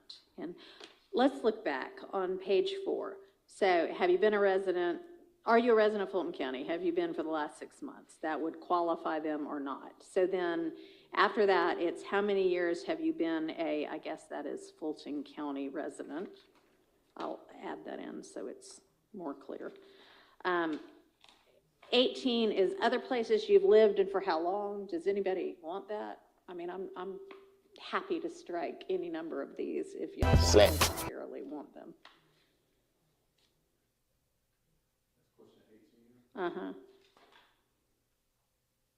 No one in the building. What up, family? Y'all go sub up to No One. Fire music on deck. Okay. I mean, it's fine. If you want it, that's fine. But if nobody really cares, there's no point asking. So that's fine. How long have you lived at your current residence? It's easy enough to fill out, but does anybody actually care? Yeah, I think we could strike 18 and 19.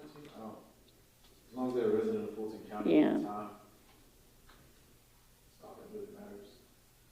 I mean, I kind of agree, but Mr. Johnson, The only reason that I would ask that question 18 be allowed, Your Honor, is because given the subject matter that we are dealing with here, this is a subject matter that these individuals may not have experienced here in Atlanta, but may have experienced in another jurisdiction or location. Yeah, that's fine. So how long, we've already found out how long they've been a Fulton County resident and then where else they've lived and for how long. Do we really need 19? Anybody object to striking 19?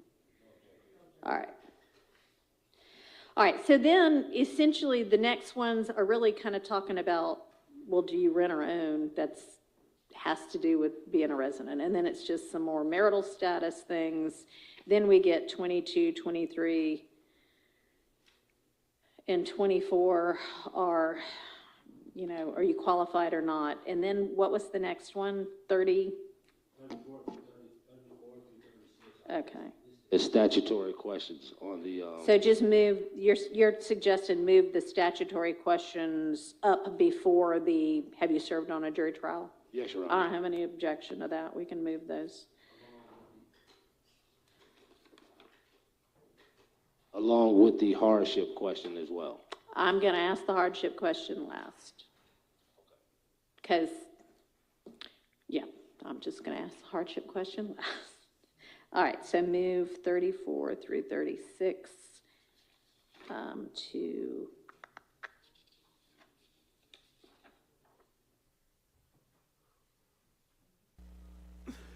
Little Mike and Quez and shift lead. All right, so here's what it is. Right now, it's those age questions, residence questions, and then did you sit on the grand jury that returned the indictment, which would be a qualifier, and then it flows into, have you ever served on a grand jury? Have you ever served on a trial jury?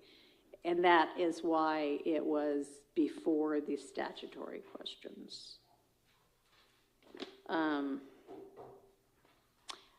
So if we move it, I guess we'd move it to just below 23 before the grand jury question. Shout out to Kat Knott Williams, Queen Slime. She's also streaming. We appreciate y'all. Appreciate all y'all for being here and there. You know, we work it out. Anybody really care one way or another?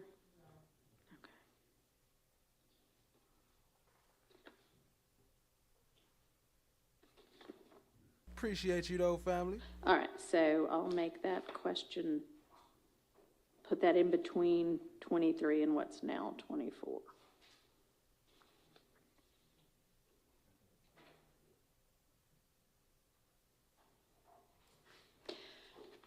All right, so going back to question 151, which is the last question on there, and which is saying, all right, here's when we expect this trial to be. Do you have any hardships?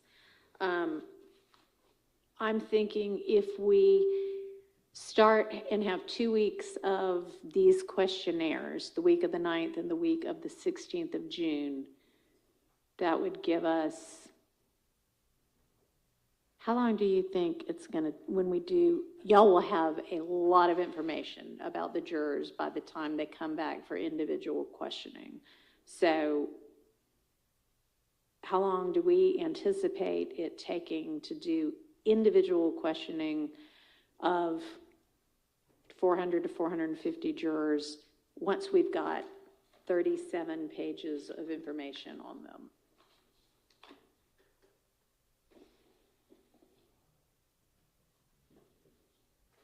Well, Your Honor, I know in the, as Mr. Eppinger was part of the first trial in this case, Judge Glanville went through the hardship part of the questions first. And once we eliminated all of those people, then we started. Yeah. So that what I'm proposing is while they are here the very first time, they fill out this questionnaire, and then anybody that has a hardship or thinks they have a hardship sticks around and tells us all what that is. And then we may not, some of them, we may just say, yeah, no, that's legitimate. We're excusing you. You can show up for some other jury some other time. So some of them, so we'll have questioned them about the hardship already that very first time we see them, the same day as the questionnaires, okay? So when we come back, we'll have gotten that out of the way. So when we come back, it'll be whatever y'all might want to follow up on from any of this. Your Honor, and thinking through the last trial, it took sometimes between 30 minutes and an hour, but we had more Per witness? I mean, per potential juror? potential juror, but we also had more individuals, so Yeah. it may not take as long. We only have 4 people asking questions this time. Right, so if you give each person about 20 to... I don't anticipate. Why would we need 20, 40, an hour and 20 minutes per juror when we're already going to have 37 pages, which, you know, and a lot of them has a blank to give us detail of information about them. Because depending on how many of the questions we followed up on. Okay. Let me say this. We are not going to take an hour and 20 minutes per juror. Y'all are going to have to hone your questions, and it is not going to be tell me your life story with everybody. We don't need to know their life story. We need to know, are they going to be able to be a fair and impartial juror? So I'm used to striking a jury for a murder case and doing the entirety of it in a day, having 60 jurors and going through everything and having my jury by the end of the day. I don't intend to take 5 months to strike a jury. Okay, everybody clear on that? So let's realistically think about how long it's going to take. Well, Your Honor, given the fact that the defense goes second, Yeah. we have the opportunity to hear the questions that were asked before and not repeat them. So Yeah. We would be dependent upon the state's questions Okay. as far as the time frame in that matter. And Your Honor, just doing the math, it's 60 in one day. Yeah. It'll take 6 days, Okay. roughly. Your Honor, I apologize for interrupting the state earlier, but the state can talk the ears off a donkey. This continued filibustering has got to stop. So, all right, so if we do June 9th week and June 16th week as the questionnaires and the hardships, and then we have people back June 23rd week and the, beginning of the June 30th, July 1st, 2nd, maybe 3rd week. We're looking to start trial after the 4th of July.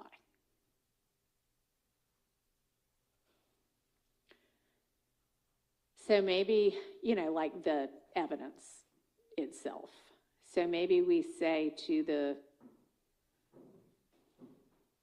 on our question 151, this trial is expected to start in July, sometime after the 4th of July. After the 4th of July.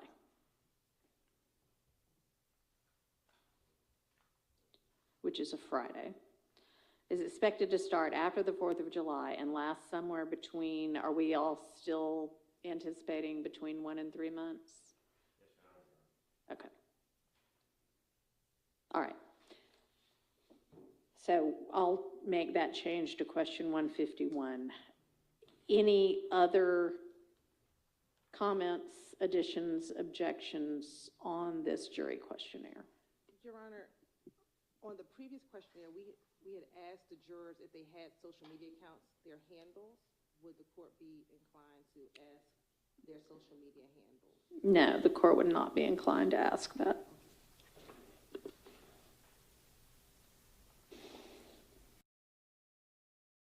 Hold on, that was low. Let me rewind that. What she asked? Anything else? Their social media accounts. On the previous questionnaire, we had asked the jurors if they had social media accounts, their handles. Would the court be inclined to ask their social media handles? No, the court would not be inclined to ask that.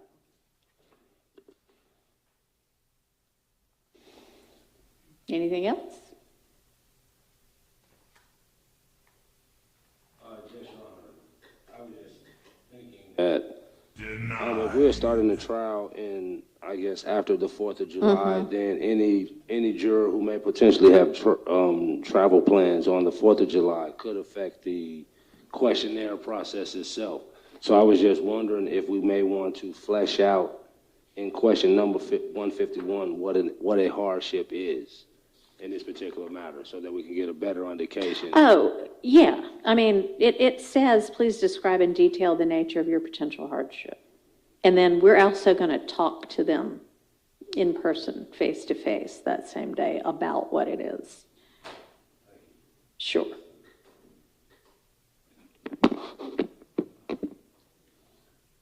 All right, is that everything? Sure. We think we have our juror questionnaire? Yes, yes, yes? All right, sounds good. All right, one other thing I need to know, we all need to know, is the number of additional strikes that I might grant. I don't know if I haven't seen any requests for additional strikes, but we do have a 3 co-defendant case. Anybody have thoughts on that?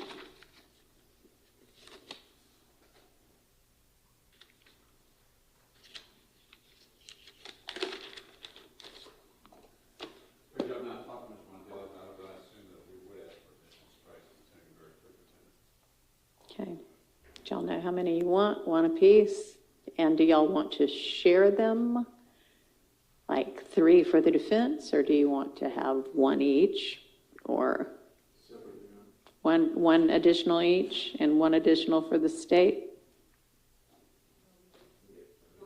You get however many I want to give you.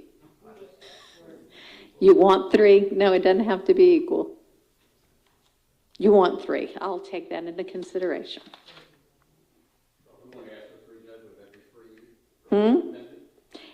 It would be within my discretion. I am not going to be giving you 3 per defendant.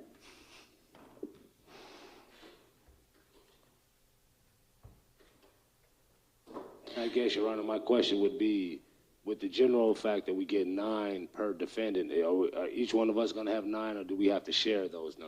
No, you don't get 9 per defendant. You get 9. And then you're going to get a total of 12. So y'all let me know whether you want to sort out on your own. Does that mean 4 each? Or does that mean 12 pooled? Y'all let me know.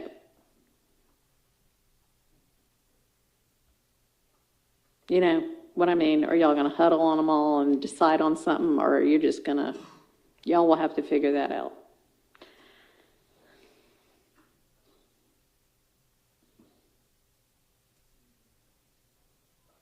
And then we also need to sort out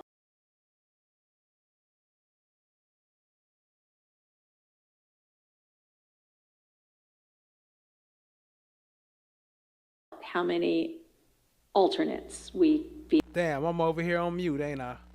My bad, y'all.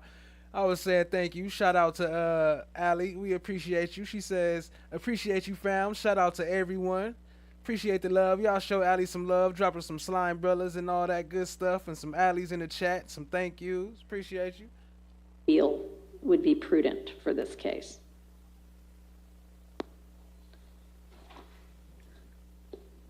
We started with 6 last time and remarkably made it through a more than year-long trial, only losing 2. But I would say 4. I think so too. 4. 4. Everybody good with 4? All right.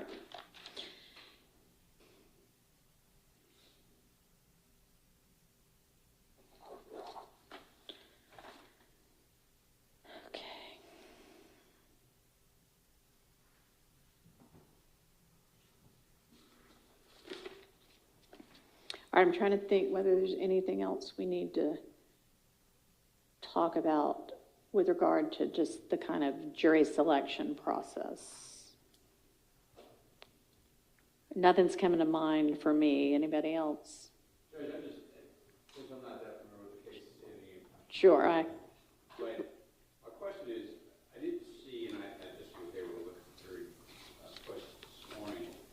Is there questions that relate to jurors being familiar with the other part of the trial? Did any of them attend the trial? Did any of them watch it? Yeah, I think that's.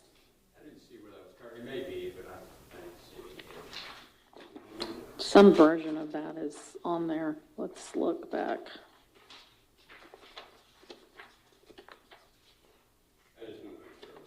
Sure.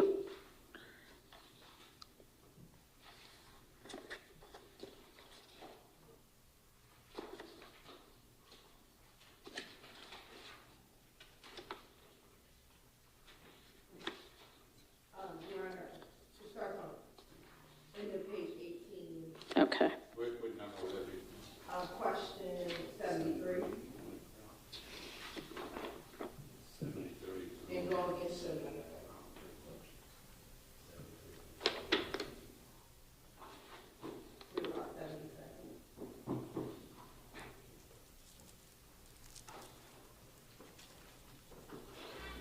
Trying to keep them. It goes through, yeah, 77. And then I guess it kind of, 78 and 79 are like kind of related, but don't exactly ask that. Now, it does not currently say there was a prior trial with different defendants, and I don't know that that would be appropriate to say anyway. So we're kind of asking more broadly about the case, your familiarity with the case. It's been in the media. Have you watched it?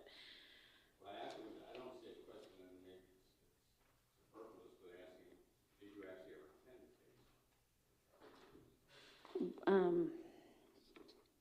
Is that how you gave your information? Okay, if yes, well, we could add it as a potential source on question 74, because if you have familiarity, from what source or sources have you heard about this case?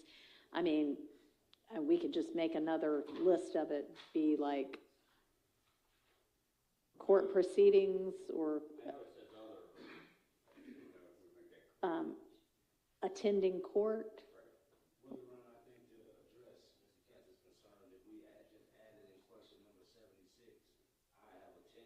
The court proceeding was asking how would you characterize your familiarity with the case. You could ask in that particular question whether or not they have actually attended the court proceeding in this case. Yeah, that would be a fair place to put it. I got the volume all the way So I'm sorry, are you proposing add a fourth line that's I've attended court proceedings, or add a descriptor of, if they say I've followed the case, describe how? Which would you prefer? I prefer that they attend. Just the cleaner. All right. So, 74 or 76? Maybe just, I mean, it might be a more clean on 74 than 76.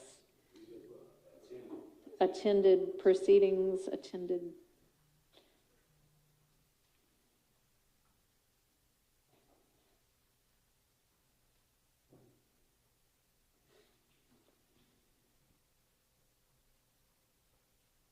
Does that work for everybody? Okay, thank you.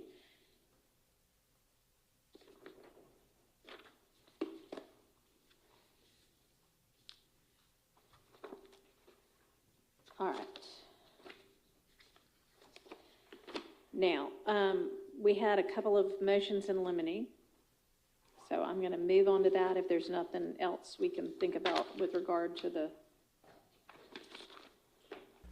jury. So that's what I was reading earlier. Some of the motions in limine, but Eppinger had some more. I didn't get around to reading them yet, but he got more coming up, so she probably about to get into them now. Selection process.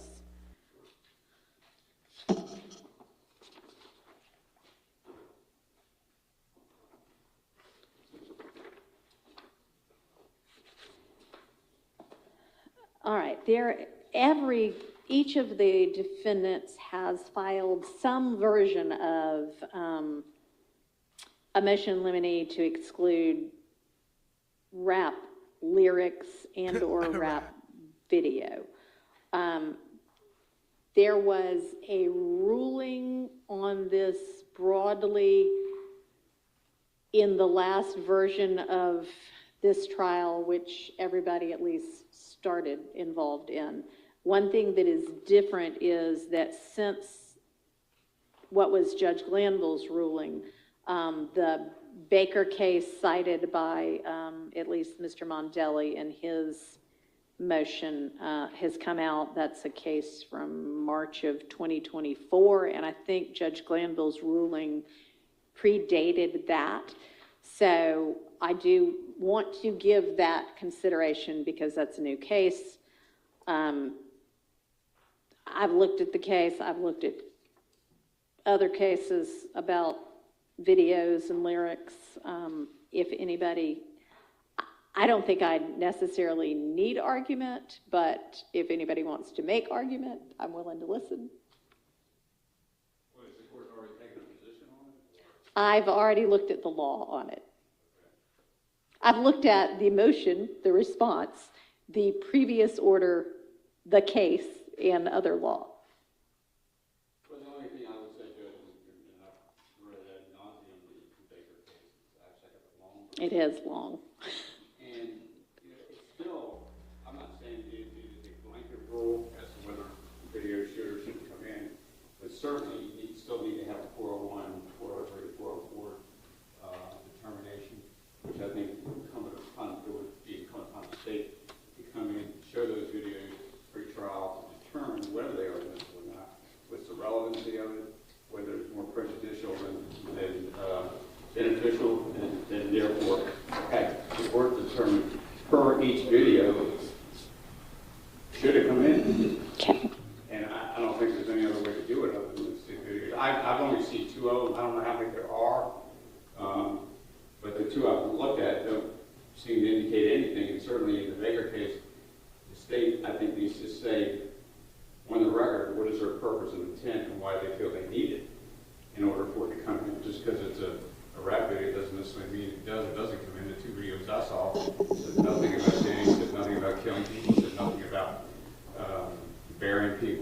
killing snitches, things that were referred to in the Baker case as far as what should or should not come in. It was just music videos. Really, they didn't seem that harmful to my client, although I've not seen the other three. But certainly, my concern is would juries have a tendency of having gang activity been such a big deal in the news and in trials, and almost every murder case now is considered a gang case. Does that in itself become prejudicial when the jury was to hear, oh, they're all rap videos, and it automatically assumes that a rap video or rap video or a lyrics or songs from a rap video must necessarily be a gang offense. And that's what I think needs to be looked at very closely anytime that is entered into evidence. All right, appreciate that. Yes, sir. We just had a brief argument with respect to the 403, 404 analysis. The videos, by my count, it's like north of 200. It's probably more. I'm still counting through. All of those videos, obviously, are not relevant to this case at this juncture. My client is not a rapper. He does not appear in any videos that we've seen. He's neither mentioned in any of the videos that I've seen. None of the alleged conduct that he was purported to participate in is mentioned in these videos. And so under that analysis, it just seems like overkill. It seems like the probative value, I don't see any at all whatsoever with respect to my client. I don't know with respect to the other clients. I don't know their status, if they are rappers or not. I know my client's not. But the potential for the jury to just kind of lump him in with what's rapped about, I think is very high. Additionally, Your Honor, there's the argument that, lyrics are not literal. What's rapped about in a music video does mean that you did it personally. Right. And so I'm just really, really concerned with the probative value, to me, based on the rule, substantially outweighed by the prejudicial effect.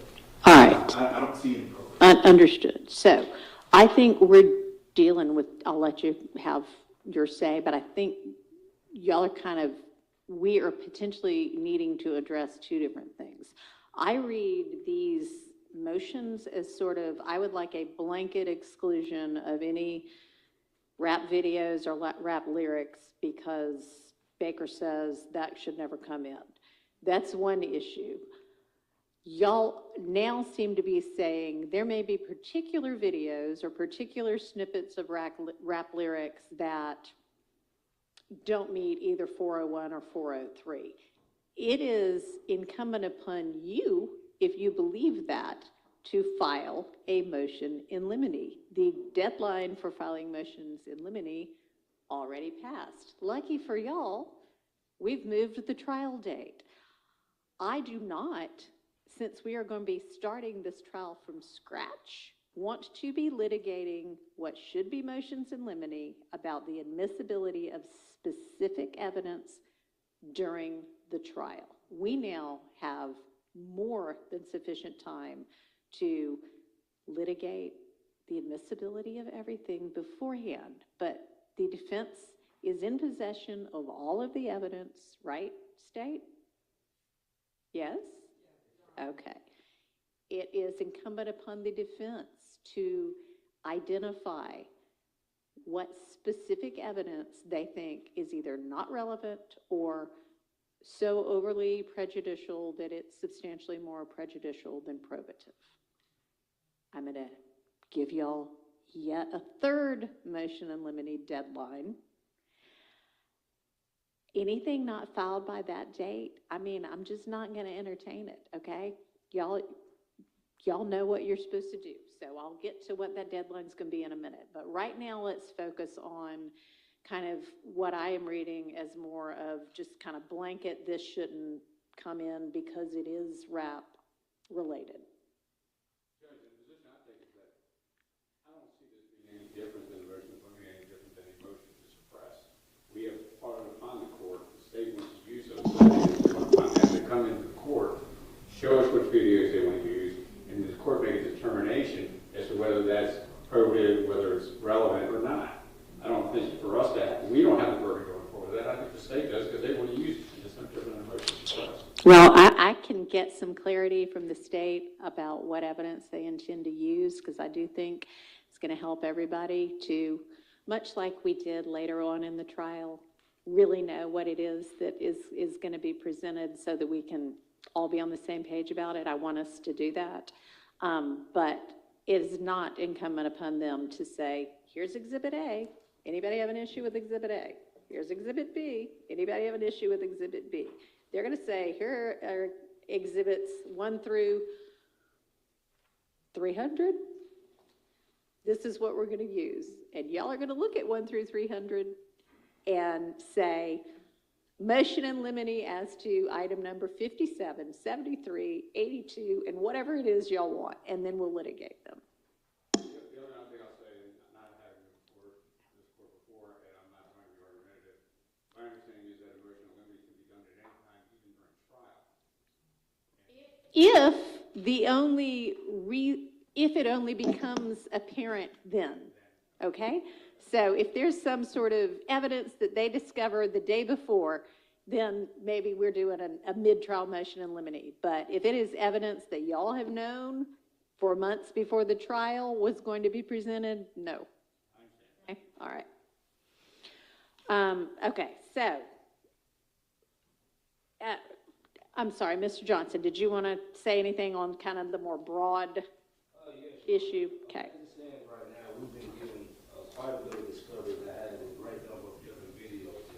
As Mr. Kessler pointed out, we do not know exactly how the state is going to present their case, which video they're going to present, which snippet they're going to emphasize. So at this point in time, all we can do is object to, on the broad scale, to the introduction of all of it. Also on the ground that a lot of these videos can be possibly construed as improper character evidence, because if none of these videos state specifically specific things as it relates to these particular crimes, then the introduction of these videos, the backgrounds of these videos, the sounds and things that they may be doing in these videos could be construed as the jury as improper character evidence in this particular case. That's why we believe that they're highly prejudicial in this matter. And if these videos in question do not specifically speak to any kind of crimes that the state are alleging that these people have done in this indictment or any other crimes, then basically there's a situation where the probative effect is very minimal, while the prejudicial effect of all these videos are very high and possibly could confuse the jury and inflame the passions of the jury based on some of the actions and things that may have been said in some of these music videos, including holding guns, flashing certain symbols and stuff like that. And if the state is going to say that the flashing symbols and stuff is gang activity, they are able to present that evidence in other ways that may not be as inflammatory as the music videos in this case, Your Honor. All right, well. Your Honor, I'm going to be brief because I know this honorable court is well abreast in Baker and rulings related to this topic, but for clarity's sake, with the chart that the state provided to the court and defense counsel, on the first page, which is what's in the redacted indictment, the only thing I would classify as... Let me find the chart. Yes, Your Honor. All right, I've got it. Thank you. So this is from the original indictment numbering, but Overt Act 60, which is going to be one of the Overt Acts, the original Overt Act number 60, that is just going to be audio. All right, hang on. Yes, that is... Yo, I don't know who the heck is controlling their audio, but man, that mess is horrible. I'm over here switching up and down, jumping all around. Y'all show some love to Just Lee, welcoming us back into the monetization field. Y'all show some love, drop some slime brothers and some thank yous for Just Lee. Appreciate you, family. Thank you for your donation. All love. Let's get up in here and see if we can balance out they audio for these people.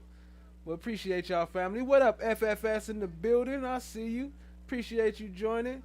And I had seen some... Oh, laugh always, have fun. What up, family? I see you. Appreciate you.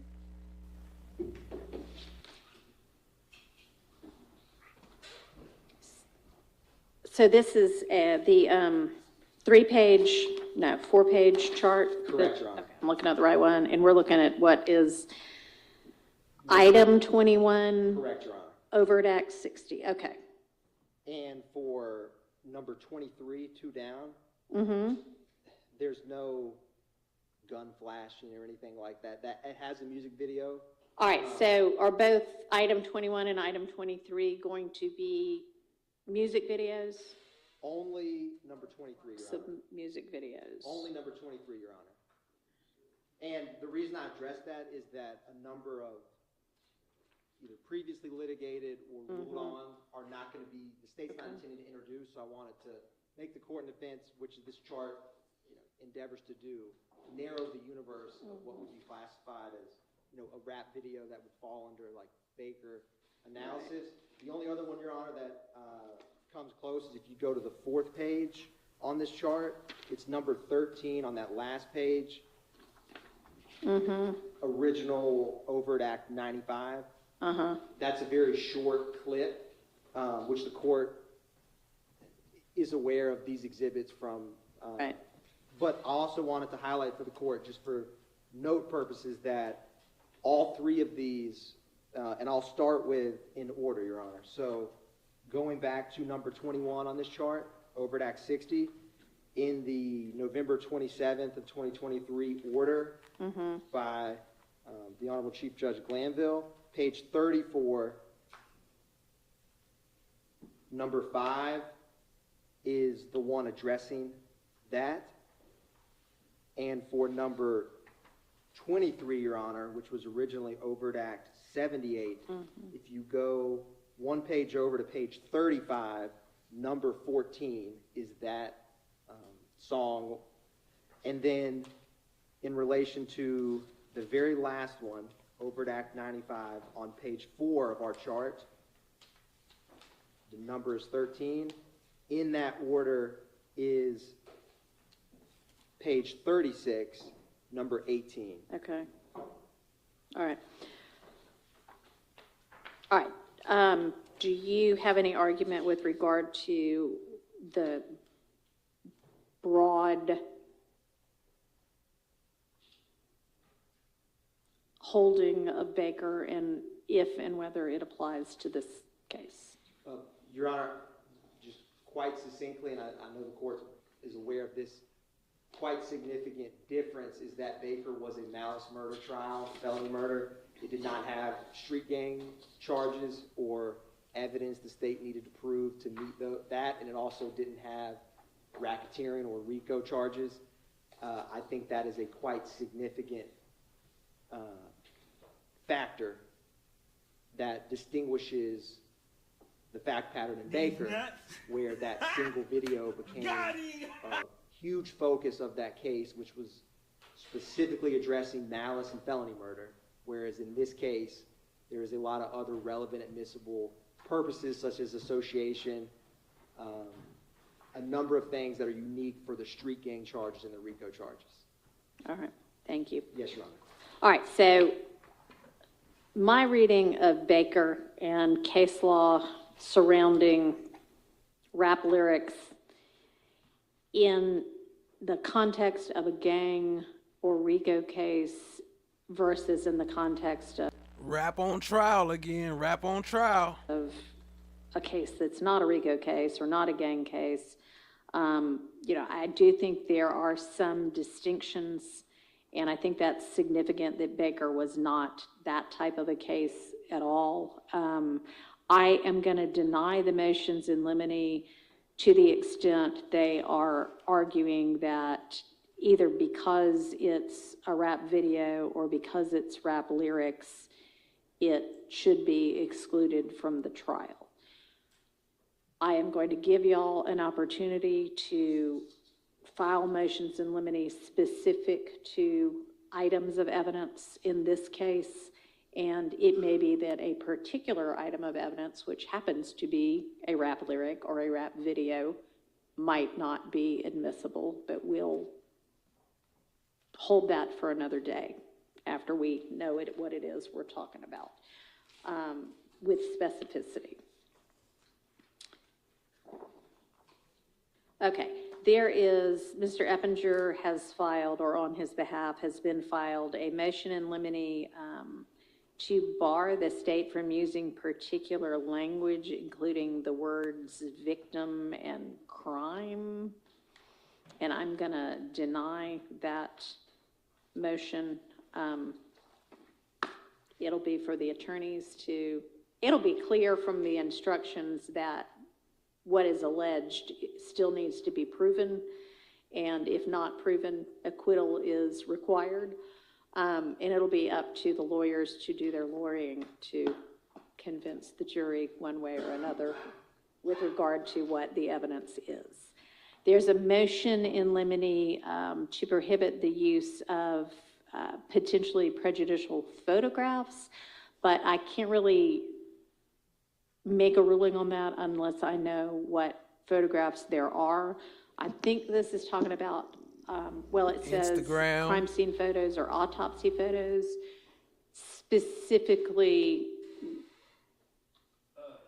is there anything that I need to be looking at? Sure. We believe that the state will possibly attempt to introduce photographs involving Officer Rogers and Officer Johnson. Okay. More specifically, Officer Rogers in this case, the individual who was shot, and the police officer was allegedly shot in this matter by Mr. Eppinger. So we do believe that they may intend to introduce photographs of him as well as possible operating room videos and things of that nature, which we believe would be improper in this case. All right.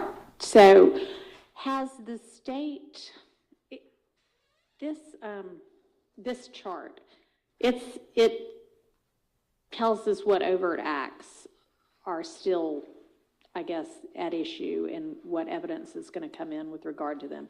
Do we have a chart of, and I know we have a witness list, do we have an evidence chart yet of the evidence that y'all think you're going to use for? No. Okay. Now that we have all this extra time, can we get one? Okay. Yeah, I think we can't answer that question until we know what the evidence is going to be. All right. The state does intend to use photographs to show the injuries that Officer Rogers sustained when he was shot 6 times.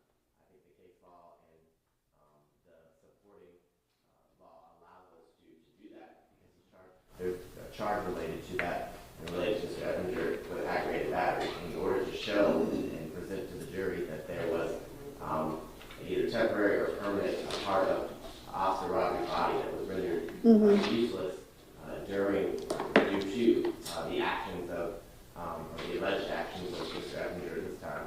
I do believe the state is more than entitled to present those photographs.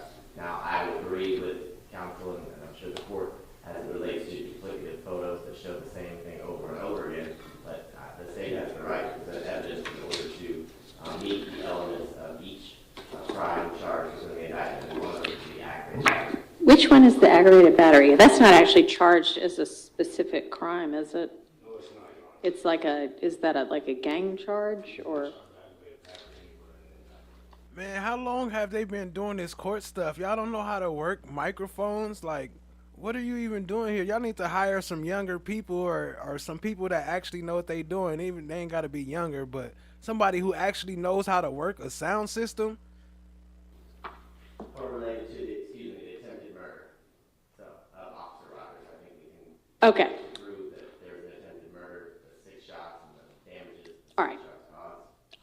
I don't disagree. I doubt if Mr. Johnson disagrees that there's case law that permits the prosecution to use photographs. They always trying to save money. Got regular officers hooking up the sounds and shit. Why don't y'all hire some actual tech people that know how to work technology? Should prove their case.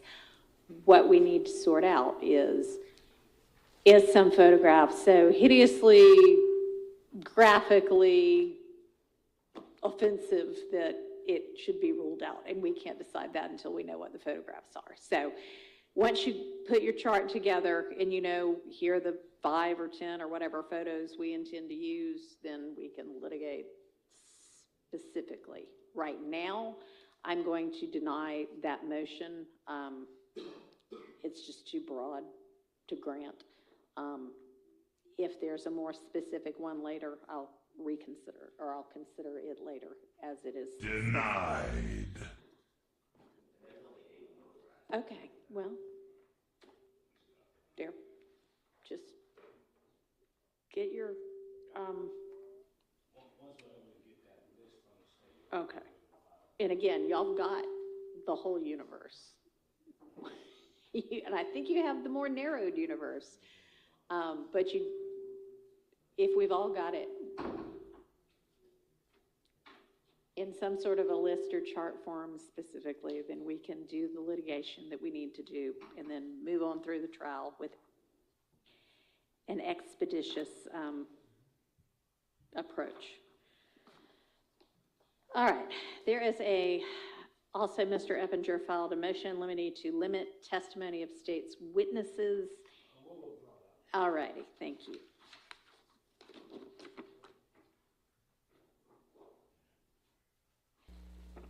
Yep, we got that one too. The limit to state witnesses. I got that paperwork. I can pull it up.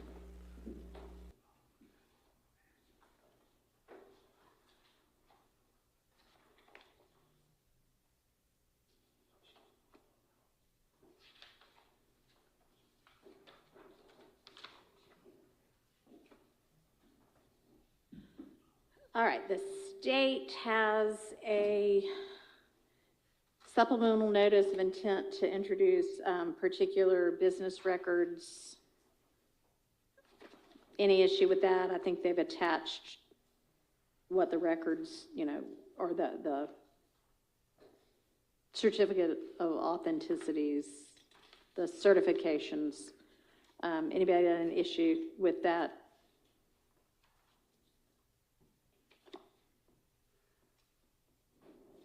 It was some Instagram records. Well, they're both Instagram records. Is that the one they sent? Today or yesterday. Rap on trial. Yes, I don't know what, yesterday or, yes, today, yes. Yesterday, okay. And I haven't had the opportunity to review it. I'm sorry. It's okay, it's only 3 pages. You can look at it now.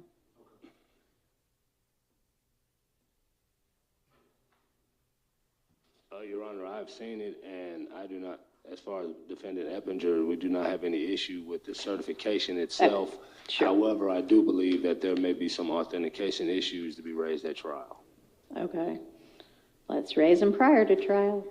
Well, the only issue is, Your Honor, based on the certification, they give an allegation of a number that is associated with a particular Instagram handle, and in the evidence itself, I have not seen anything that directly correlates from that number that Instagram is given to the actual profile that it purveys to come from, as far as to make a connection that these records are from. From the profile or that the profiles They got Finey over there DJing on the mic, huh? She like, cut that shit. tied to a person. That the profile is tied to the particular data here. If you look, Uh-huh. number associated with this applicant, and that is the number under which the data is given. So the question is, how do we know that that number actually corresponds from Facebook itself? There is no showing there that that number corresponds to that particular profile itself that is listed by the number, their number, the 646 number that they have on there. I can show Mr. Johnson where the numbers correlate with each other within the record. All right, if you'll do that, that'll be great. All right. And we got DJ Finey back there playing with the microphones. Talk about anybody could get it. Everybody. Lady Justice is blind. Everybody can get it. Okay, we have a condensed state's witness list. Thank you. And we just amended it yesterday, Your Honor, to add one individual, which was witness 104. Okay. And we have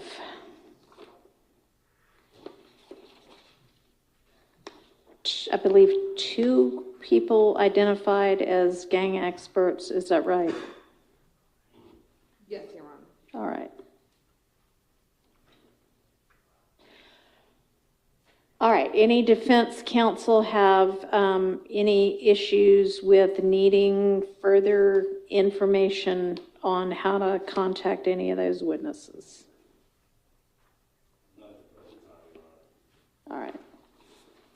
If y'all do, you don't have to wait until our next court date. You can just reach out to somebody on the state's team and let them know what you need, and they will endeavor to get that to you or somehow make sure y'all can get in touch with those people. All right. So I assume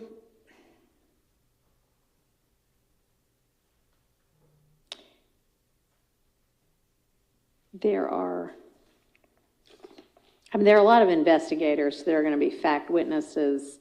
There are a couple of people identified as records custodians or crime lab personnel.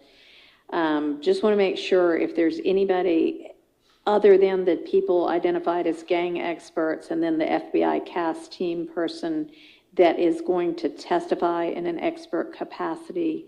I guess if you've got crime lab or GBI, crime lab certainly would be an expert. GBI, I don't know whether those are going to be experts or not. Just if there's any, it would probably behoove the state to go ahead and identify this person to be testifying as an expert so that we don't get to court later and have any kind of assertions that somebody wasn't aware that we're going to be an expert. Okay? All right. Anything else with regard to the state's witness list that we might want to go ahead and talk through now? Okay. All right.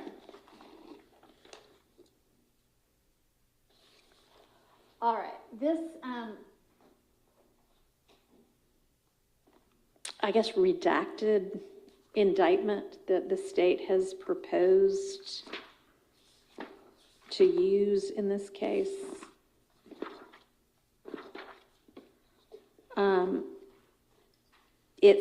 It lists all of the defendants and it lists all of the counts.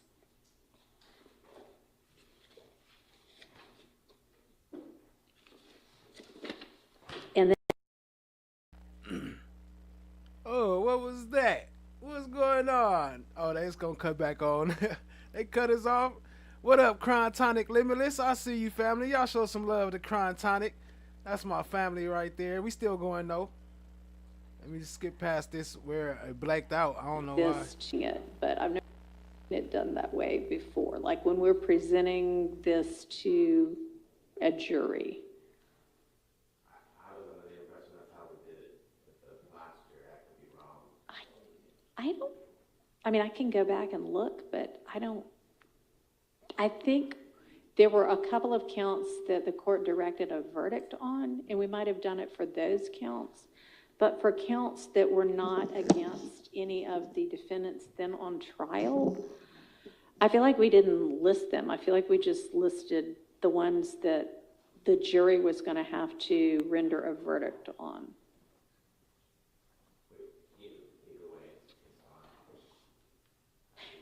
Because frankly, it's not that count 3 is removed from the jury's consideration. The jury wouldn't be considering count 3 because count 3 isn't against any of these defendants. Okay? So I don't think it should say that. So do we leave it blank or do we renumber? Purple Paradox, what up, family? I mean, I think it's the language removed from consideration is just kind of potentially misleading. Should we say not for your consideration? It's just, it doesn't have anything to do with any of these defendants, so. Not related to the defendants that, Y'all think of something that seems a better, more accurate rendition.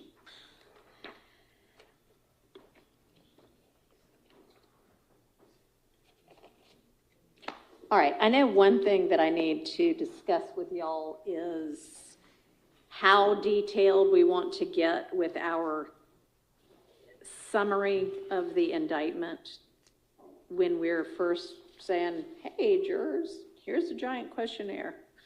You might be on a 3-month trial. We need to know if you know anything. 7 more for a new emoji. If I get that 7, I'll drop 5 more gifted memberships.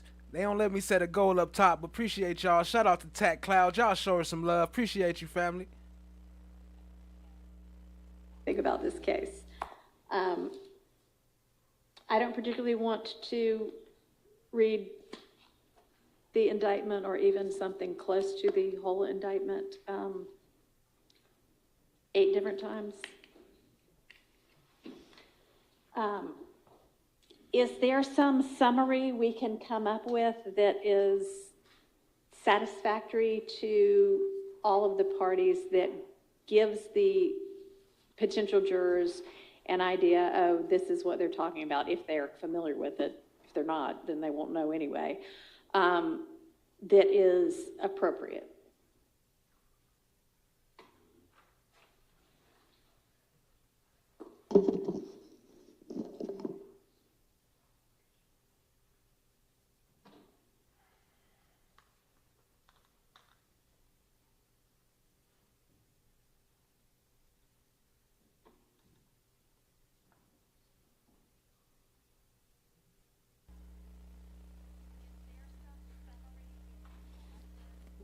Where Jazzy at? I'm about to pull an AK. F this, F that. Forget all this shit. Help me hit this goal. My bad, let me rewind it. I couldn't hear what he said. Mm-hmm. We believe that given the fact that these individuals are facing different charges and are not collectively charged together on every count, that it would be prudent to read each and every count to the jury so that they will be able to identify and separate each of these individuals with regards to their criminal responsibility. All right, let me ask you this. That's true with regard to everything other than count 1, which is the verbose count in the indictment. Can we narrow count 1 in some way, summarize count 1 in some way that says count 1 charges a conspiracy to violate the Racketeer Influence Corrupt Organizations Act by a pattern of racketeering activity, maybe even just some portion of that part 1, the conspiracy, without the entirety of the conspiracy is alleged, the entirety of the enterprise is alleged, and then the entirety of the still 53, is it still 53 overt acts that are alleged? State, is it still 53? Okay. I had said the summary Oh. my very short Okay. my jury I. questionnaire, very short one I had sent previously. Okay. It just says this case involves members of the Young Slime Life YSL gang, including rappers Williams, who are charged under the Racketeering Influence and Corrupt Organizations Act, also known as RICO, for engaging in a criminal enterprise through racketeering and other related offenses. These charges range from drug possession and sales, murder, and other violent crimes to which defendants have pled not guilty. Okay, well, that's a little slanted towards the state, but I'm sure we can use that as a starting point. It's certainly not going to say this case involves members of Young Slime Life, because that's something y'all need to prove, but good try. Okay.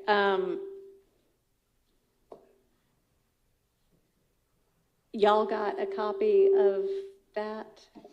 Do we think we can take something, some part of that? I haven't seen it yet because I'm studying it. Okay. But it's also going to lead me to another issue about the jury questionnaire. We can take it now or later. Okay.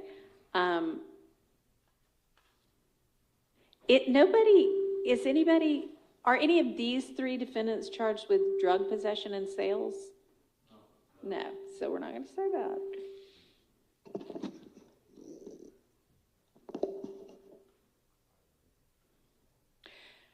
All right, so the defense at least would want me to read with regard to, okay, here's what Mr. McMullin is charged with.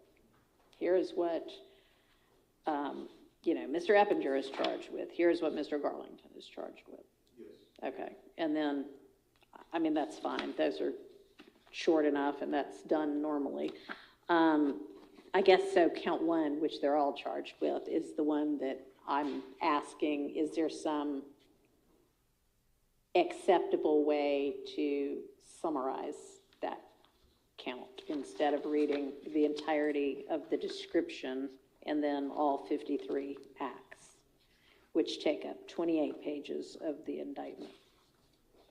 Well, no, that's not true.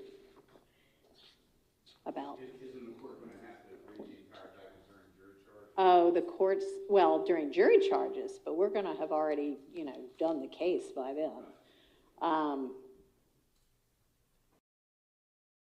Big shout out to Tack Clouds, Watch the Rise, and Just Lee, all gifting the membership. We need 5 more to hit that goal and get a new emoji. Let me light them eyes up. I see you, family. Appreciate y'all. Appreciate the support. We almost there. Help us hit that goal. 5 more members, family. Let's go. I mean, I think at this point, when we're doing the, hey, here's what this case is about, that could be really short. And then typically I do read the indictment, or actually I usually have the state read the indictment because it's the state's indictment. It's not the court's indictment. But I'm happy to do, this is, you know, generally a case alleging RICO, gang charges, murder, attempted murder, whatever the crimes are. And then they can read the indictment, but we don't need the entire indictment read just to figure out, here's enough about this case for you to say, yeah, I'm familiar with this, or no, I'm not familiar with this, or yeah, I've followed this before, or no, I haven't, right? My only question is that kind of confusing to the jury because not hearing it but for the first time at the end of the jury charges, is that going to require them, well, is that all we're deciding between the first year and then they're hearing 48 other counts later? Is that going to create a problem for them to know what they're doing? I'm trying to remember, and I don't have my book with me that's what I read once we've got our jury. Do we read the indictment again then? Yes. We do, right? I know there, you can, I know there is one of the indictments, but then there. Let me. They don't read it twice. They read it before the large pool. I would think they're paying a whole lot more attention once they're actually on the jury. And if I'm only reading the full thing once before we start the evidence, I think it would be more appropriate to read it when we've got our jurors in the box and I'm saying, all right, y'all, here's what this case is actually about. That would be fine with us. Okay.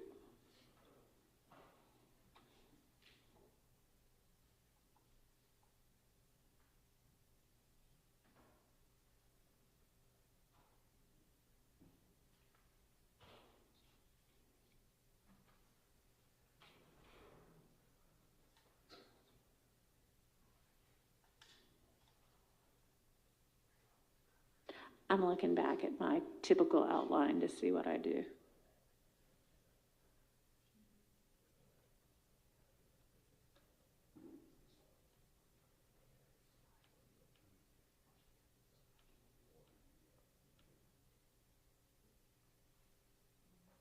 While they doing that, shout out to all today's stream sponsors. Okay, Appreciate it. so I think what I typically do is read the whole indictment because it's not usually a 50-page indictment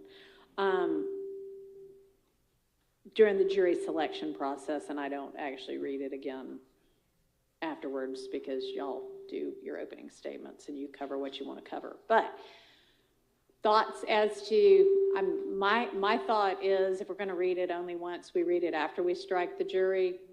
Does anybody have thoughts about that?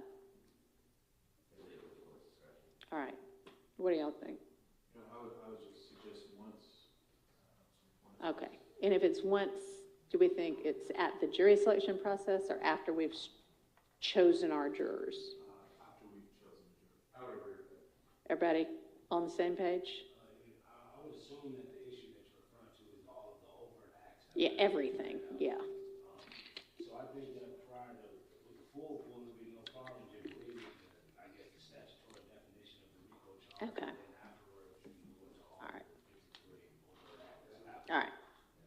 Okay, so that's how we will handle it. And it'll be the state, somebody from the state that actually reads it, since they brought it. And honestly, I do that in every case, even if it's a 2-page indictment. I don't think the court needs to be doing that. The court's here as the arbiter. Okay, so we'll read the entirety after we have the jury.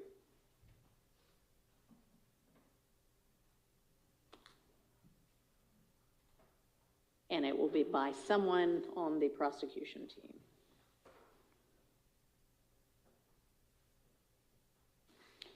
All right, so we still need to come up with how are we going to summarize it for purposes of the jury selection. So we have the state's proposal, and I can probably just print this one page out for you, Mr. Katz, if you want to take a look at it while we're talking about it, and maybe we can,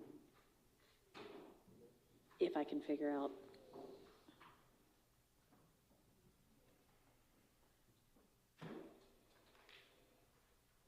Well, I think I just printed the whole thing, but it's pretty short anyway.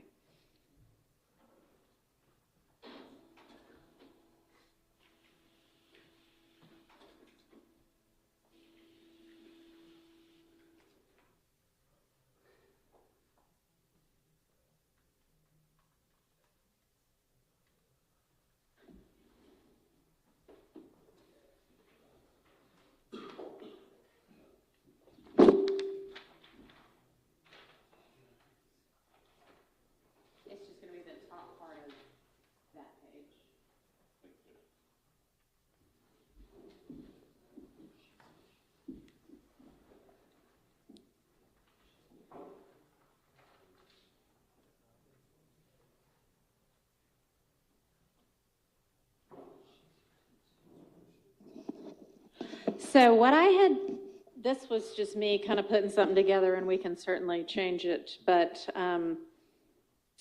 I was going to say this case involves allegations of criminal gang activity and allegations of conspiring to engage in a criminal enterprise under the Racketeer Influenced and Corrupt Organizations Act, which is typically referred to as the RICO Act.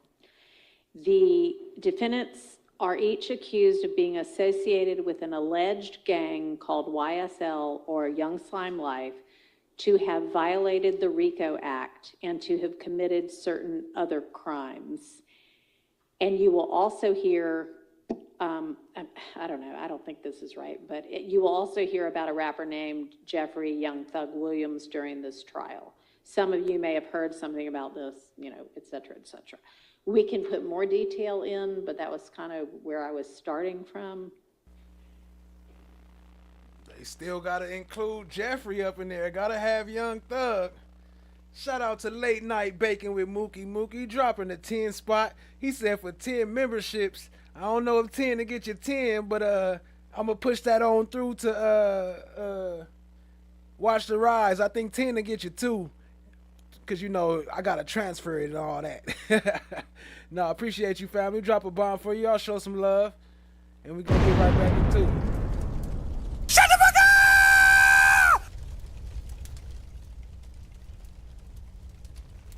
up!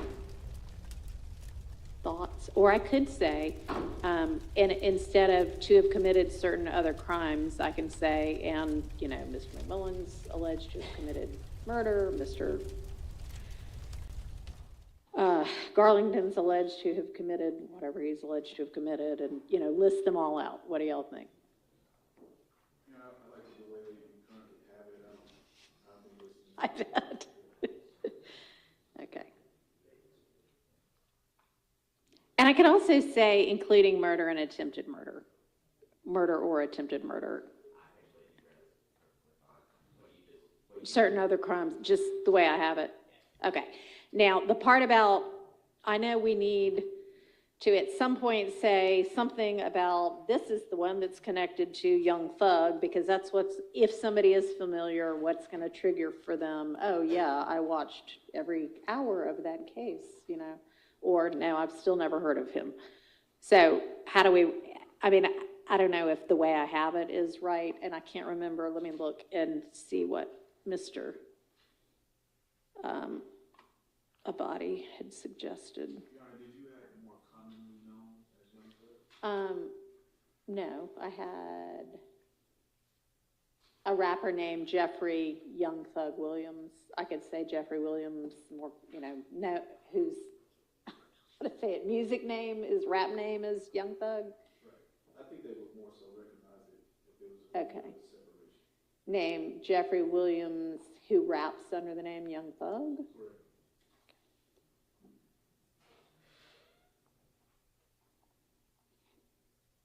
Okay. Uh-huh. Would you mind emailing what you're reading, just so I can see it? Sure. Thank you. I don't know. How about I email it to Ms. Rosser, who has all of your email addresses, and she can email it to y'all. Let's see.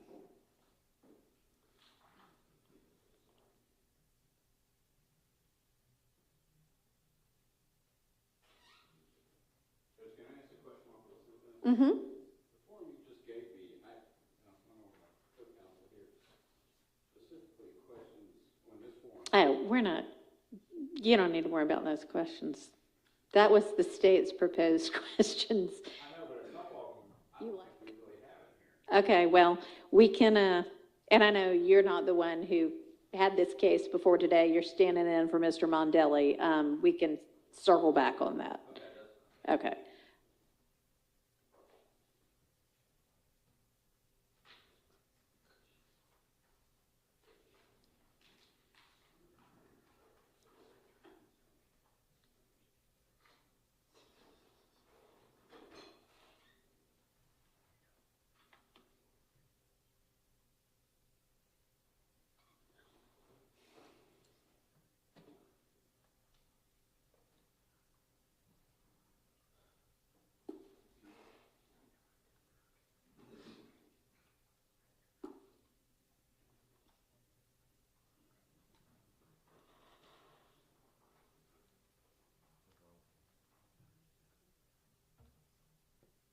All right, family. One more member. We just need one more member. Shout out to Just Lee. Watch the Rise. Late Night Baking with Mookie. And Tack Clouds for helping us get up there. We just need one more, family. I was about to do it myself, but I can't because if I do it, it's gonna do the 5. So I gotta wait for that one more. Then I'll drop the 5. Appreciate y'all, family. Much love, much love. Let me see if I can. Dang, Eppinger over there laughing. What that boy smiling for, boy? You don't know where you at, boy?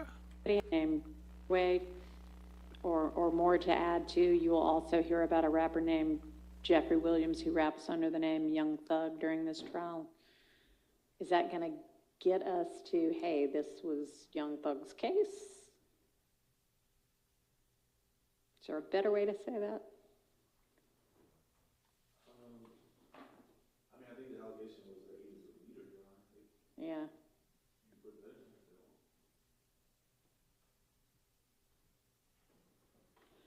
So,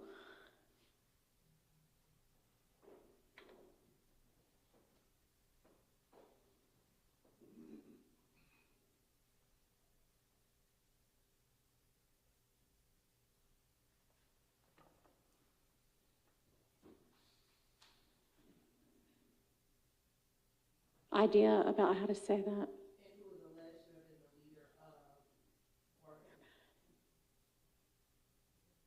And, okay, so after who raps under the name Young Thug and who the state alleges? Okay. Well, it is to their RICO count. I mean, but the RICO count does not depend on the identity of the leader. So the fact that we're saying his name is somewhat irrelevant, Your Honor. They have to prove that they want some kind of criminal organization. The fact that it may or may not. Yeah, I mean, they're not going to actually have to prove that Mr. Williams is in any way involved in YSL to potentially prove all of their charges against these defendants. Who, well, the relevance of him being mentioned is that may be what triggers a potential juror to go, oh, yeah, I remember watching, you know, all of the testimony in the prior trial, and y'all presumably would all want to know that. Well, I mean, we have questions that are asking with regards to have they heard about the case, have they heard about the case. Right, but this is how we're letting them know, because when we actually get to those questions in the questionnaire, it's more like the events are alleged to have taken place between X date and Y date. We aren't saying right then, and they involve, you know, allegedly involve these people and potentially Jeffrey Williams and whomever else. So this is how we're kind of cueing them to, this is that case.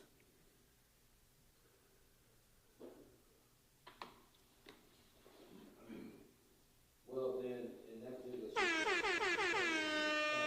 Mm-hmm. I do believe that we would have to add a question in there that's asking, have they formed an opinion based on their knowledge of the case, or that would prevent them from being fair and impartial? Okay, well, can we put that one on pause right now and come back to it? I'm trying to figure out the way to phrase how to alert them to, this is the Young Thug case.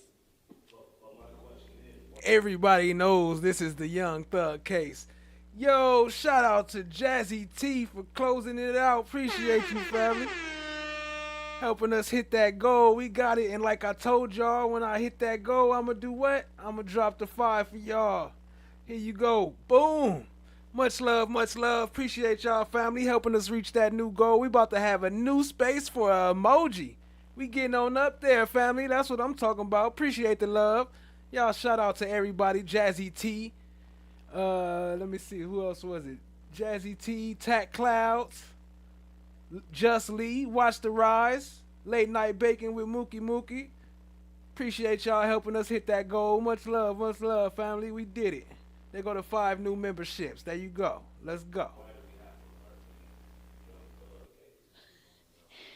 Because you may not want to know, but the other attorneys want to know if potential jurors followed that case. Well, I understand that, but what I'm saying is the question that's being asked right now is based on how you Right.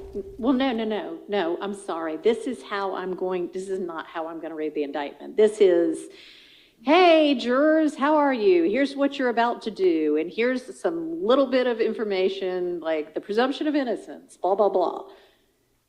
Not going to read the whole indictment to you, but I'm going to tell you it's about this broadly.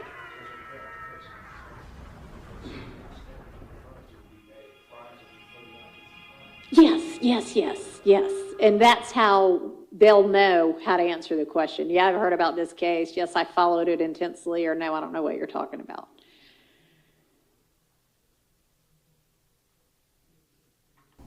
Man down, 11:30, hip in distress.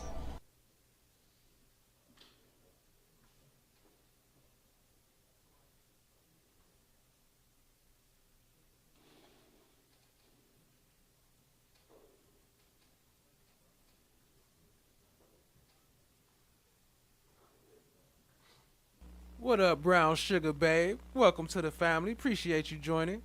Shout out to Queen Slime. Anybody have any ideas? Okay.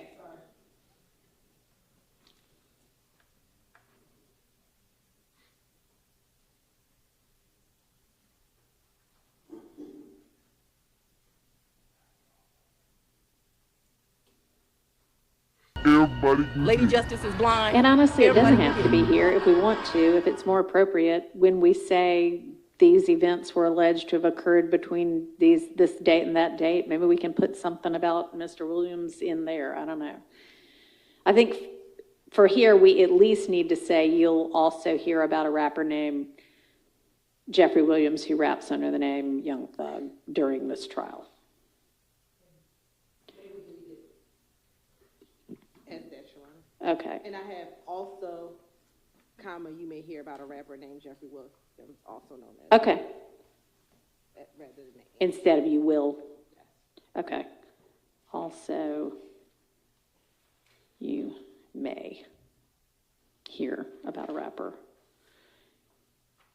named Jeffrey Williams who raps under the name Young Thug during this trial. Okay. All right, so that then will be the language for my introduction. So for clarity's sake, once I do that, we're not going to read the full indictment before we ask them to fill out.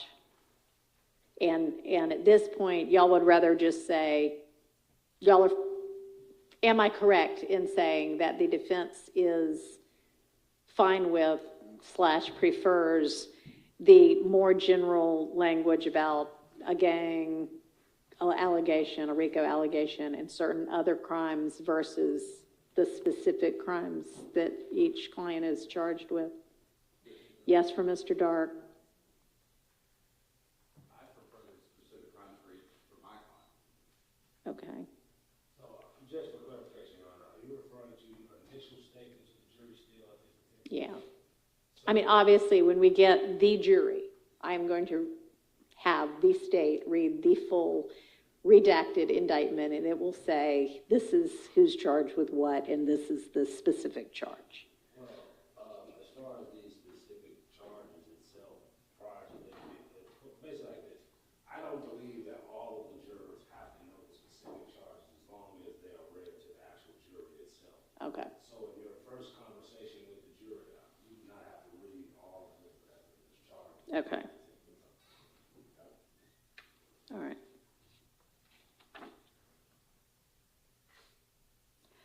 All right, so do you want me saying Mr. Garlington is also charged with attempted murder, possession, or participation, 2 counts of participation in street gang activity, murder, 2 more counts of possession? Well, it wouldn't be, I will already have said gang, so. Hold on. Shout out to Brown Sugar Babe over here going crazy with the 1, 2, 3, 4, 5. Okay, 4 memberships or 3. I don't know. I can't count. Okay, 1 was hers. She joined the member and then dropped 3. Y'all show her some love.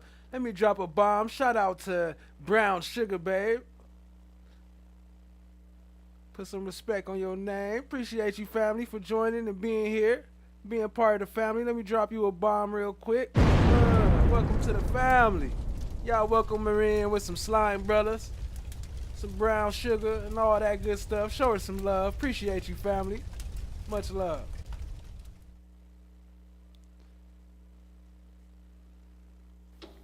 Do you want me to go into those kind of specifics? No, that's fine. Okay. Hey, Your Honor. Yes. With regards to the jurors that we bring in, I'm just as far, how are we going to be doing this upstairs? No, you must not have heard me say that at the beginning. We can't do it upstairs. So we're going to be doing it here, and it's going to be Monday, Tuesday, Wednesday, Thursday. We'll have 55 jurors in here. I will read preliminary instructions, which I'm happy to share with y'all. It's pretty much what I read before every jury selection. They will do their electronic questionnaires. Those, when they hit submit, it will immediately go by email to all of y'all, and I assume to me as well. And then anybody that wants to be heard on a hardship will hang around and will hear the hardship as well. I guess my question is, during that process, You know, I just noticed that alley I have up there had an I, but there's an alley with a Y too. The one that donated today from shout out to Sustain Overruled and Alley. Is those 2 different alleys, or did I just have it spelled wrong the whole time?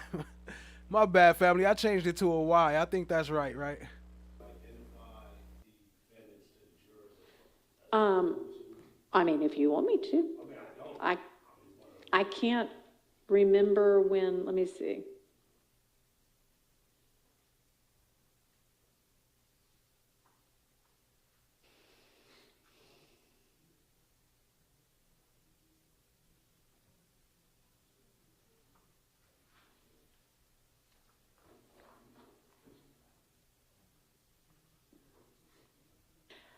I wasn't planning to, nor does it look like that.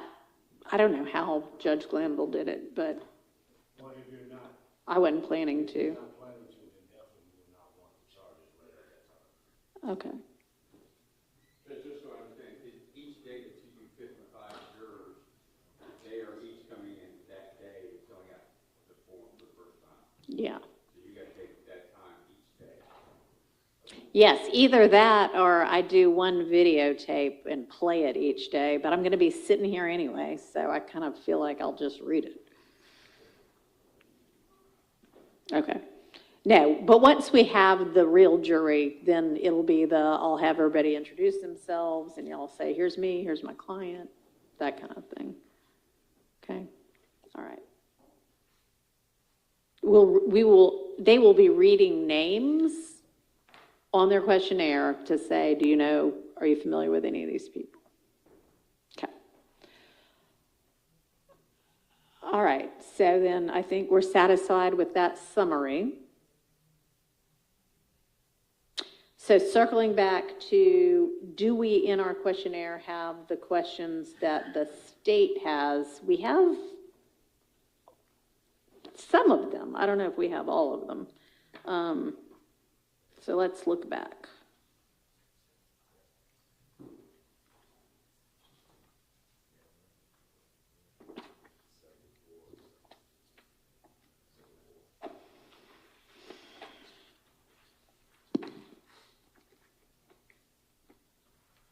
Mm-hmm. Okay. All right. Yeah, so we do have. 74, we're going to change the other, or just to add also. Yeah, attended court proceedings, yeah. It says, please recall, but we don't, this form you're giving me about the initial reading of the indictment, 4 and 5 are not in the question. No, those are in it will say that the very first thing I'm going to say is, you're potentially going to be considering the case of the state versus these 3 defendants, and I'll read out their names. And then we're going to ask the statutory questions. And to me, the statutory question, have you for any reason formed and expressed any opinion with regard to the guilt or innocence of, and I'm going to say any of the accused? I understand that, but sometimes jurors either don't understand or they don't know what exactly we're talking about. So we then come to pages, come up with number 75 or 76 or 74. Uh-huh. Well, you actually attended it. You still say that you don't have an opinion. And I still think it needs to be asked. Okay, so you just tell me what you're suggesting and where. Have you formed an opinion about this case? Have you formed an opinion about the innocence or defense of the defendant, the innocence or guilt of the defendant in this case? And I take those 2 questions and put them, probably at 70, make them 78 and 79. Before 78 and 79 or after? Before. Okay. So. If I may add, I believe what Mr. Katz is attempting to accomplish is to put in the jury questionnaire to find out if what the individuals have found out about this case specifically has caused them to form an opinion or be impartial based on what they know specifically about the case from the sources that are. Right. Okay, so after question 77, add, have you formed an opinion about this case? Isn't that what block here is for? I mean, if they answer yes to that question, we're still going to question them and ask them the same thing, how, why. Well, we've offered them more additional information. How did you learn about the case, or what do you know about the case, or did you attend the case? And therefore, after that, then ask that question again. And there's also a somewhat strange body of water process, because if we find out that they have some kind of opinion that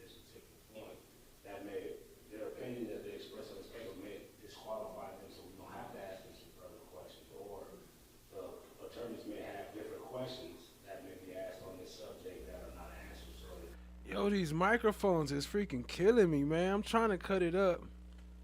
Shout out to everybody. Yo, Jazzy T, if you talk to Allie, tell her my bad. I had to put some respect on her name. I was spelling it wrong. But I think it was a different Allie with an I, so I thought they was the same one, but I think it's two of them. Appreciate you, though, family. May assist us in streamlining the warning process. Okay, so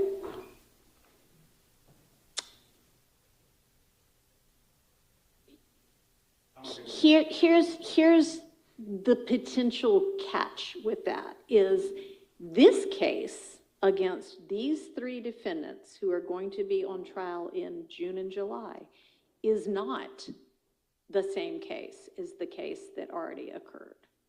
And we might want to know, did they form an opinion about that case? And we might want to know, have they formed an opinion about this case? But that's not necessarily the same thing. And I don't want to in any way be implying that it is. But I think we would be remiss as defense attorneys, not having a student trial like this for over a year and a half, 2 years when it Yeah. publicity, if we don't delve into that somewhere. I mean, I don't disagree. I'm not saying I'm not going to ask it. I just want to ask it the right way. And have you formed an opinion about this case? I mean, I'm fine asking it, and then we can explore what their opinion really involves. I think it'd just be easier and safe just to ask if they formed an opinion about both cases, if they formed an opinion about the prior case involved. Mr. Williams, have they formed an opinion about this? I mean, I'm not planning to volunteer, hey, there was an earlier version of trial with it involved. I mean, if they know it, great. If they don't know it, I'm not going to tell them that. But then basically, given the fact that in your introductory statement, we're saying that this case may involve Mr. Williams, we're effectively telling them that up front. Well, we're saying you may hear about him in this case. I mean, I think a lot of your follow-up individual questions are going to be, based upon what they say in this questionnaire. But the questionnaire goes to all 440 people, and I don't want to be suggesting something to people that they don't already know. And I guess the only reason, Your Honor, is because the court has the concern with regard to the length of these examinations. Yeah. The more that we can put in the questionnaire and get those answers, Mm-hmm. will allow us Sure. to streamline that process. Okay. I mean, Judge, I think you'd have to have lived under a rock if you didn't know about this case. Probably, but I don't know. Some people just don't watch the news, and some people aren't on social media. So I don't know. We'll see. We'll find out. So are we going to add those questions? Only the biggest, longest case in Georgia history, but nah, they don't know about it. You're right. I mean, I'm trying to figure, yes, I right now have written down, have you formed an opinion about this case? And I guess the answers are either going to be yes or no. And then I can put on here, what is that opinion? Or y'all can ask them later, what is that opinion? Which would you rather?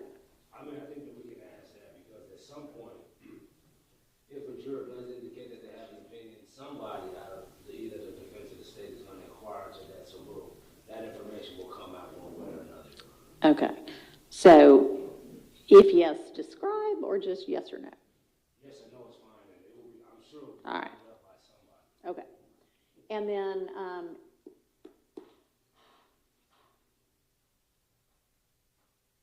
I think, have you formed an opinion about this case? Y'all will be able to launch into and figure out, does that include, have you formed an opinion about any of the defendants in this case? Or that's what I was going to put up as a follow-up question here, or we can do it. You want it as a question on the questionnaire? As I stated, Your Honor, the more we can get on the questionnaire will assist us in streamlining our follow-up questions. But if you feel that the questionnaire becomes too voluminous. No, I mean, one Welcome, Brown Sugar Babe. Appreciate you live. more question's not going to make or break it. Do y'all want it? Yes. Okay.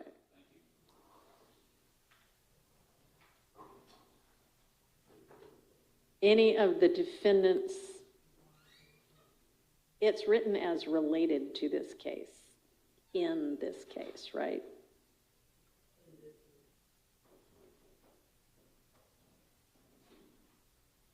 And in addition, Your Honor, I didn't see it in there, and I know that this is a question that I normally ask in a lot of my trials, but given the fact that the defendants will be present before they do the questionnaire, if we can add in there, if there's anything about these defendants that may cause you any kind of unpleasant feelings or anything like that, I normally ask that at trials, because I found that I've had some jurors who may have had a boyfriend that looked like him and they don't like him, or may have had a previous issue, if that could possibly be added. All right, so if I'm doing that, am I identifying, here are the three defendants? The defendants will be sitting here at the table, so they'll know these are the defendants. Maybe they'll think you're the defendant. I would hope so.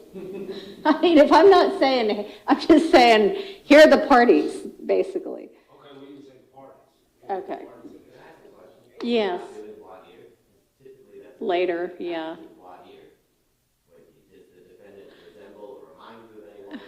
No, so, okay. The questionnaire is kind of supposed to be that yes/no voir dire part? Yeah.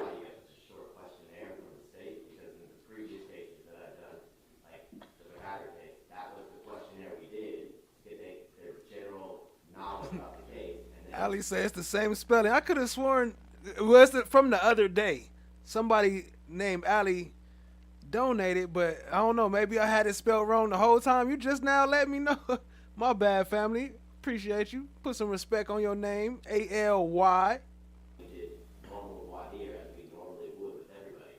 Instead of doing a questionnaire that's 80 pages long, they have to fill out. It takes voir dire so you get to know the jurors. So you're taking away for everyone's ability to get to know the jurors because they just filled it all out on a sheet of paper. I'm happy to not do the electronic questionnaire, but if we're going to do a questionnaire, it's going to be electronic. So I'm happy to not do a questionnaire. I was just curious if the questionnaire was taking the place of voir dire. It is, I think, designed to take the place of the initial part of I get high off your love, don't know how to behave. voir dire that is to the whole, whatever it's called, veneer. Or, all of the yes/no questions. It's not designed to take the place of individual follow-up. Brown sugar, babe. Yeah. So with that knowledge, if there are some questions we need to add, then there are some questions we need to add. It sounds like one of them might be, here are the parties in the case. Here are the parties and the attorneys in the case. Anybody just really get under your skin? I won't say it that way, but you know. Right? Is that Last I heard, D'Angelo work at the car wash on Cleveland Avenue. what y'all are proposing? Yes, Okay, I'll find some place to add that.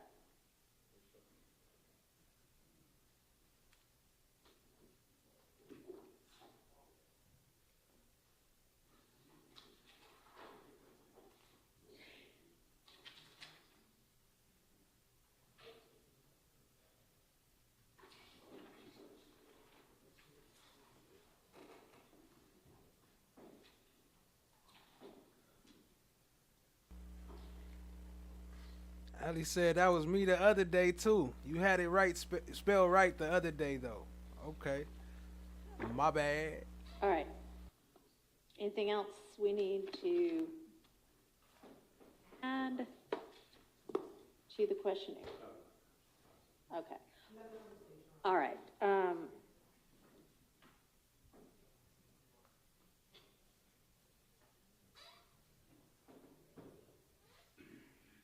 How long does the state need to put together kind of their organized chart or list or whatever of what the evidence is generally going to be, which y'all were so great at towards the end of the last trial, so that the defense could have it and we could all be on the same page, and then they can say, oh, they're not even... Still shooting shots at love. towards the end of the trial when love wasn't there no more. They've been using that video, but they are using this one, and I'm going to challenge this one because we're going to need to litigate all of that. My general response, and this may not be a very good answer, the maximum amount of time you're willing to. Oh, okay. That is not what the question was.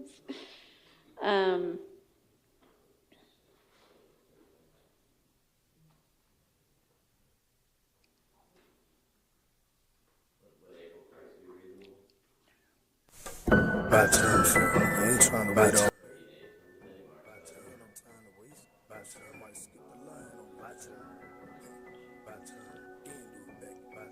March 3rd. Because then they've got to file their motions in limine. Okay, the state will have its beautifully organized and detailed list of its evidence by March 3rd, by noon, March 3rd, filed. You don't have to file it, just share it with everybody. Oh, which reminds me, I think I've said this before. In fact, I know I have, but anything that y'all need the court to see, like the list of evidence, email it to Ms. Rosser or email it to Ms. Rosser, Ms. Buggs, the court, and Ms. Percival, as well as, the opposing counsel. Do not e-serve it. Got that? Nobody e-serve us, please. That is quite a hassle. All right. No e-service. Hey, Tac Clouds, is that lion's mane powder or oyster? What kind of mushroom powder you got? Email it. Or is it psilocybin? Okay. So that'll be by noon. You will email that out to everybody by noon on Monday, March 3rd. And then all of the defense attorneys who should have already looked at the entire smaller universe, galaxy, if you will, of evidence, once you get that list that is as close to final as possible, on the 3rd, I'm going to give y'all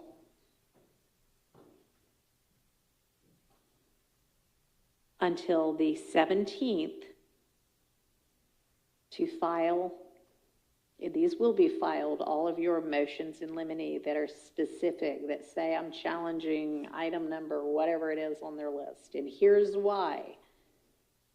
And then we'll litigate it. Okay. And to the extent that all of y'all can get together behind the scenes before time to litigate in court, I'm going to actually set the court date to give y'all time after y'all's motions in limine have been filed for the state to take a look and go, oh yeah, that makes sense, or oh, we can do without that, or we can compromise on this, or I wonder what they mean, let me find out, and then sort it out behind the scenes cooperatively. That would be the right front, the right left, the right left side, front. Okay, all right. It'll be much smoother for everybody. Sorry, so evidence-specific motions in limine by noon, filed by noon, March 17th, emailed to the court in addition, and then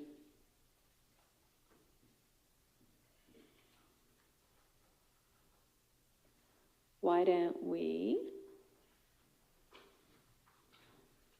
plan to have Rocky trial just started. 12E on the stand. I'm gonna be covering that tonight, family. Appreciate you. I'm pretty sure Cat Knott Williams is tapped in. Court on March 27th. We'll start at 9:30 and we'll just go as long as we need to. And we might need to go into March 28th as well. Can y'all look at your calendars and make sure those dates work for y'all?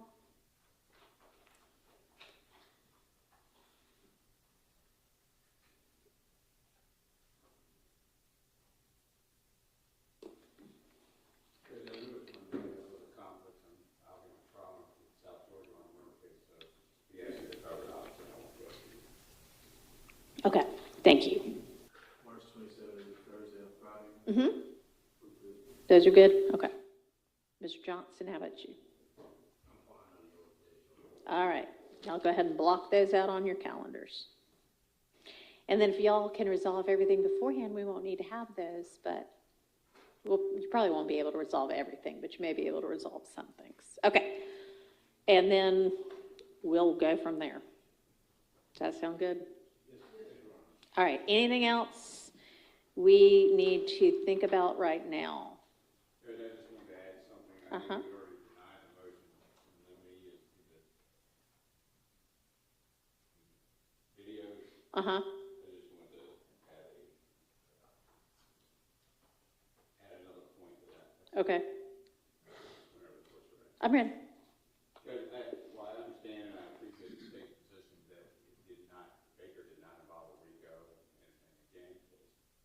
It's still one of the main things they focused on was to see the state like using these rap lyrics and these videos, but to show that these kind of people that do lyrics, that do raps, have a propensity to commit crimes.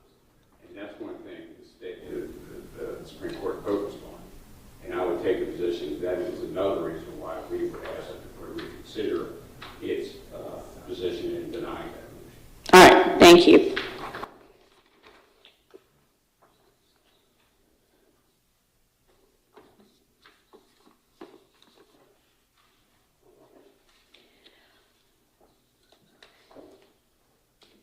So I might need some clarification on, I think maybe it was Mr. Adkins at some point sent an email that said, these aren't overt acts Washing cars on Cleveland. anymore, but there's still going to be evidence presented of them.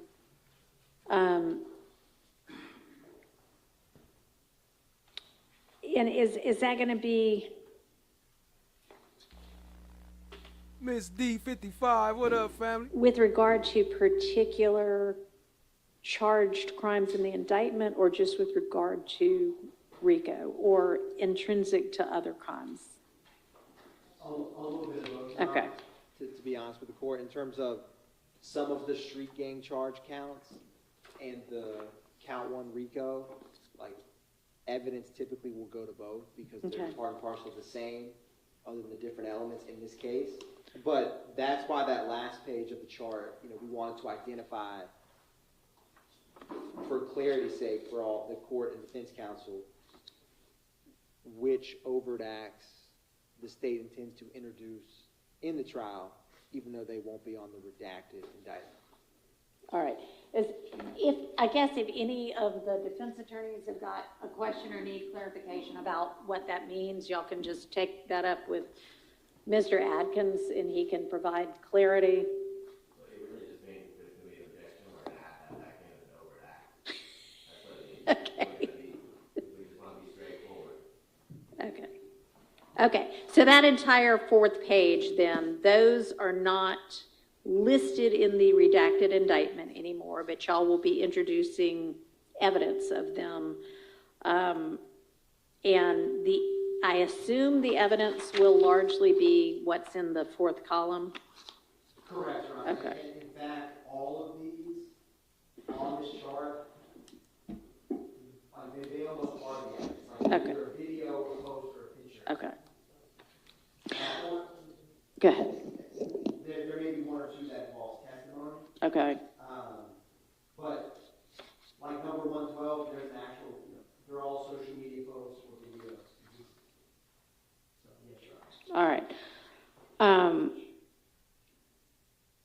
Okay, so then y'all, defense, need to take a hard look at page 4 of the chart, and if there's going to be any kind of a motion in limine you want to bring because you think, well, that is in no way even relevant anymore, or that is insanely prejudicial, then I need to have that specified so that we can litigate it. Just standing in here, Judge, just so I understand, those acts are prior acts, or are they just acts that are related to this case? I'm just trying to understand. Are we talking similar transactions? So they're going to be, well, I think they're purported to be intrinsic, right? Cordyceps, Rishi, Miyataki, Maitake, however you say that one, Lion's Mane, Chaga, Masima, Royal Sun. Okay, you got the whole bag over there. I see you, family. Shout out to Tack Clouds, eating good over there. That's some good body health right there. That's a lot of different areas of body health that those different mushrooms cure different areas. Lion's Mane for memory, all type of stuff. That's some good stuff. Shout out to Tack Clouds. I see you, family. What specifically? Just this grouping of the overt acts. So, yes, Your Honor. It was, for example, like some of these are photographs of what the state would purport, gang identifiers or evidence of association with different members that are together. Any number of things that, these are all in the indictment, so it's clear like the date, time, and so it's kind of hard to answer how all 22 of these on page 4, they pertain to a plethora of different items in the case. In terms of street gang elements, RICO elements, there's a number of purposes. Evidence can be relevant for multiple purposes.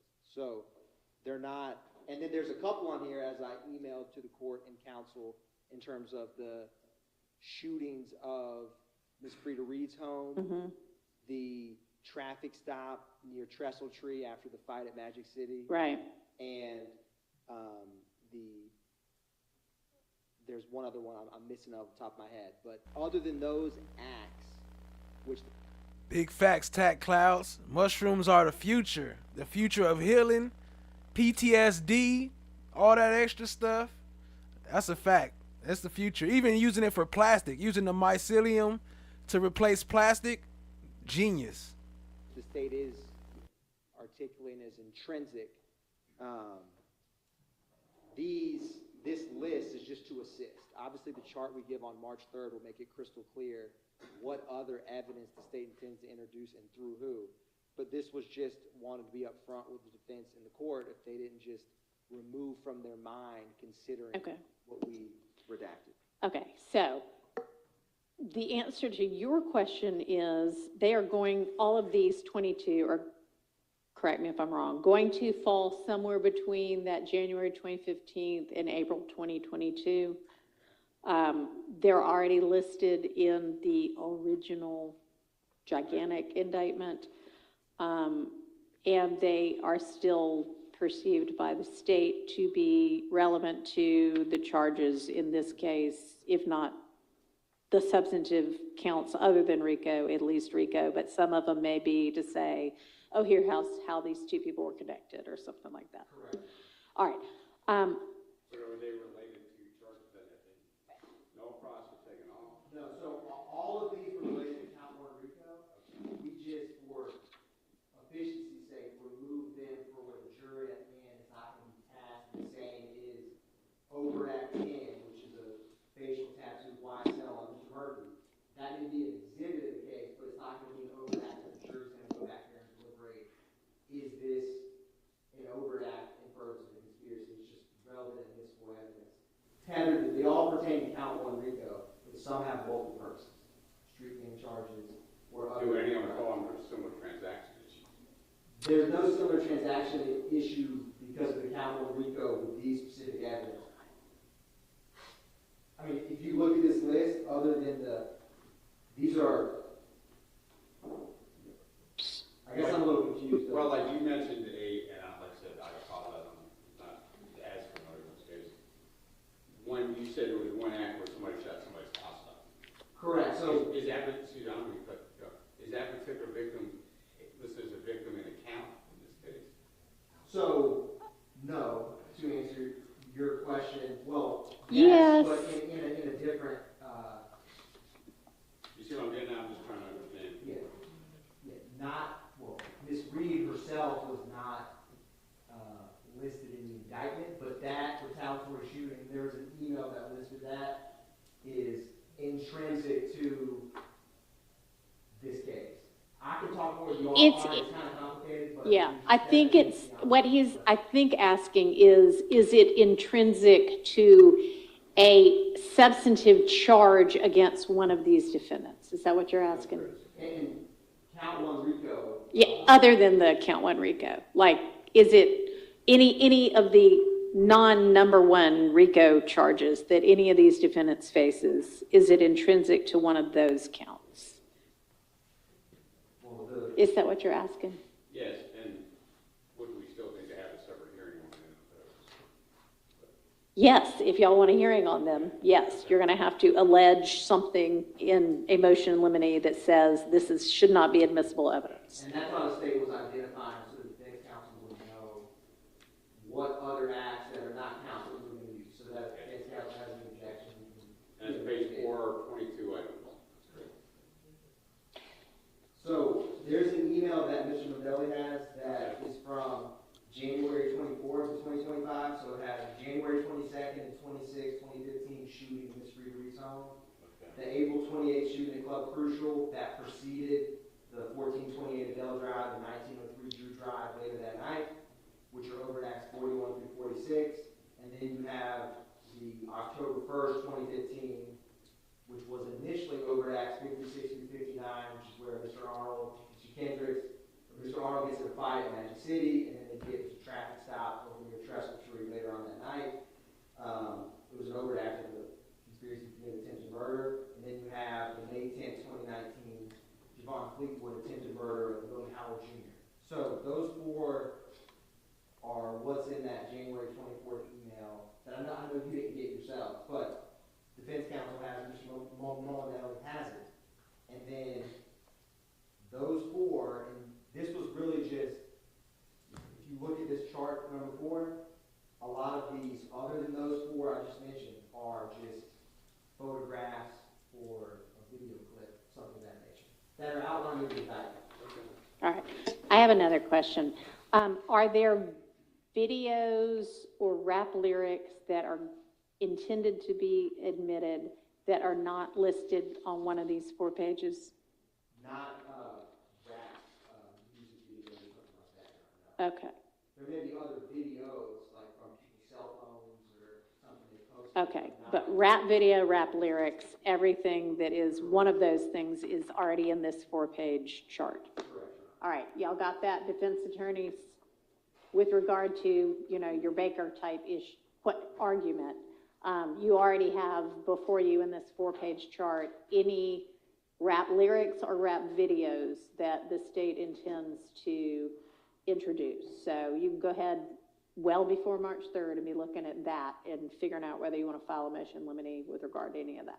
That's the same on page 4 of the chart. Yeah, but there may be, yes, it's the same chart. It's a 4-page chart, and the 4th page was used to be overt acts that are still going to be intended to be admitted, but not as overt acts anymore. The first 3 pages are overt acts, right? Still, correct. Okay. And by the state's reviewing these, there's only 3 that could be, that I view as classified in the Baker type analysis. Okay. Which was. That's 3 you mentioned before. Yes, okay. But there are other. Okay. Okay. So anything else that says like video, that's not like a rap video, that just is like some Instagram thing or something. Correct. Okay. Okay. Thank you. Yes, Your Honor.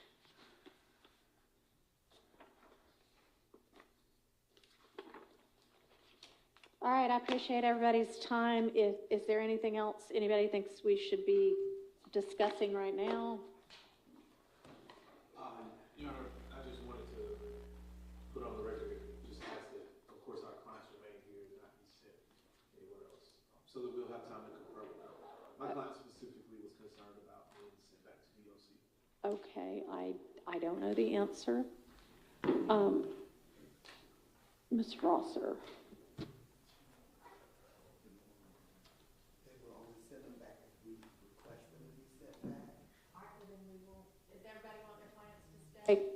Okay, then we will not request that they be sent back, and so they will stay. Judge, that does not include Mr. Eppinger. I have no Oh, yeah, control over them. Mr. Eppinger might, I don't know what Mr. Eppinger's situation is. We might need to talk separately about that. MM say at Jay's Car Wash. I don't know what Jay's Car Wash is, but I'm pretty sure it'd be some smokers in that area. That's the one D'Angelo work at. But Mr. Garlington and Mr. McMullin, we'll have to find out whether that's possible. Okay. Your Honor, is there Yes. a time that we can come by to pick up the evidence from? Oh, I had another question. Yes, I don't know what that time would be, but you can. Hey, do anybody know? Can anybody tell me what this breathing machine this lady have on her face? I know y'all can't see it that clear. Let me see. Let me scoot it up some. What is this thing she using right here? She been having that on her face the whole time. She ain't took it off.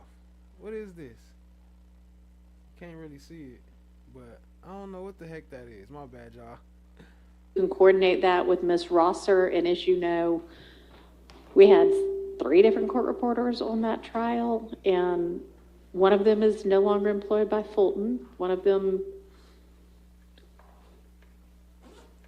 is not full-time. Well, they may be full-time, but they're a floater. And my court reporter will be back soon, but is not in the office currently. So it might, I'm not sure who has it. One of the 3 of them has it. Probably my court reporter. I just don't know. But yes, we can figure that out. Let me ask y'all. I have already assumed that you would want the testimony of like Officer Rogers, and I can't remember the other officer's name, but the testimony from the first trial related to that incident. So I already asked the court reporters, please be getting that transcribed. Is there any other witnesses' testimony, and I'm not saying we can guarantee this, but that y'all know you want?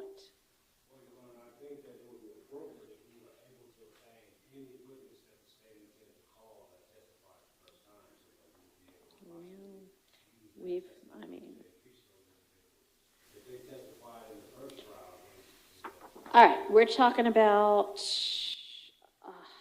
132 witnesses, so that may or may not be possible, and it may be that you don't want Ms. Latner's testimony, the 911 person. So take a look at their witness list and prioritize it, okay? And then give the court the, I don't care if you list it all the way 1 through 135, but give me the priority in which you would like that so I can tell the court reporters, please focus on this witness, then this witness, in case they don't get through it all, okay? Girls, all right. Girls. I mean, honestly, they're still working on that Officer Rogers testimony, the people around that right now, so they haven't even moved on past that. Can you have it to me in the next 10 days? Okay. Yeah, could we just, we don't need nearly as many, we just have 4 people. Yeah, just, if you want to go ahead and send me that list, go ahead and do it. We'll send it to them. Okay. All right, anything else? Okay, thanks, everybody.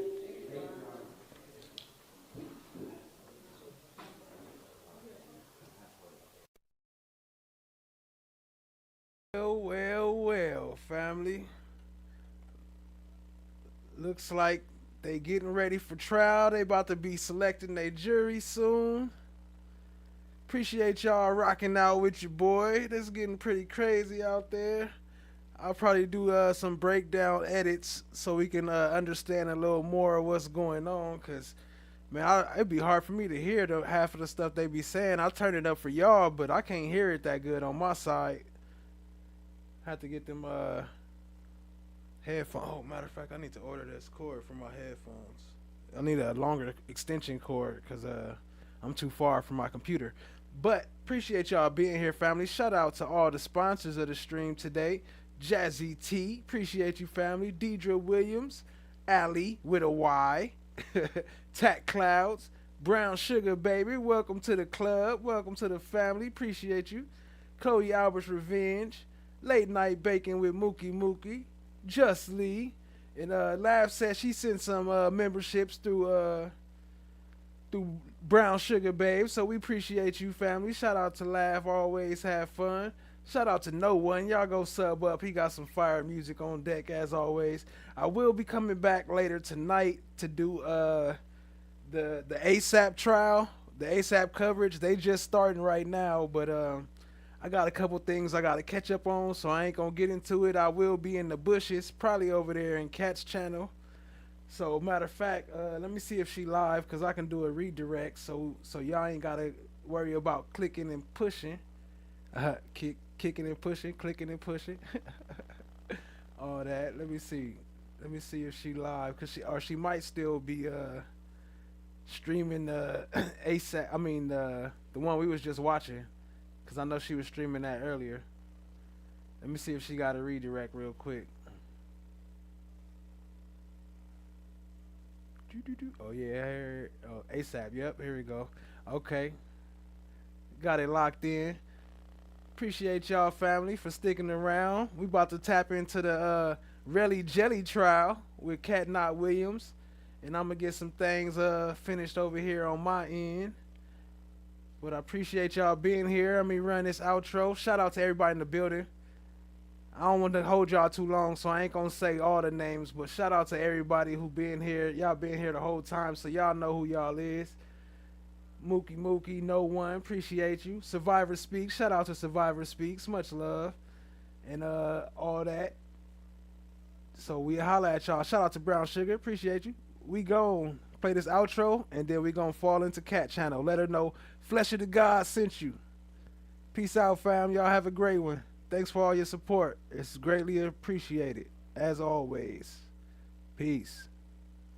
And go sub up to No One. Me and No One on this track right here. This us. Fire track.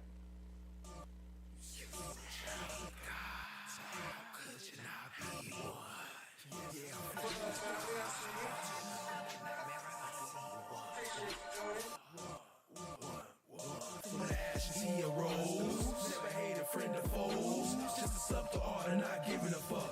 Chasing down my goals. I self-law am master. Supernatural disaster. Metaphysical reaction.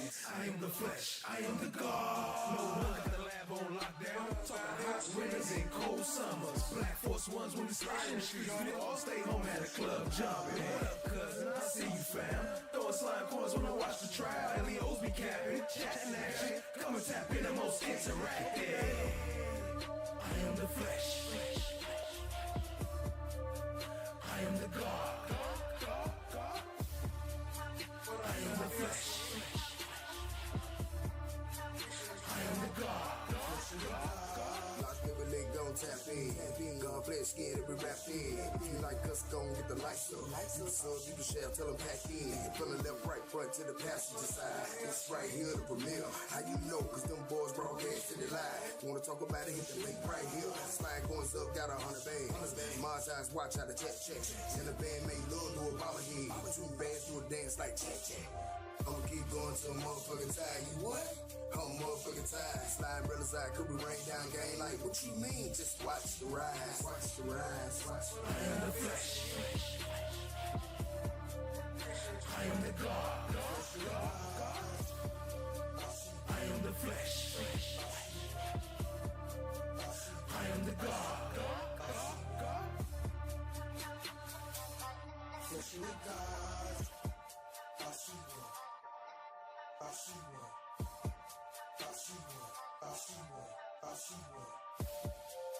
I am the flesh.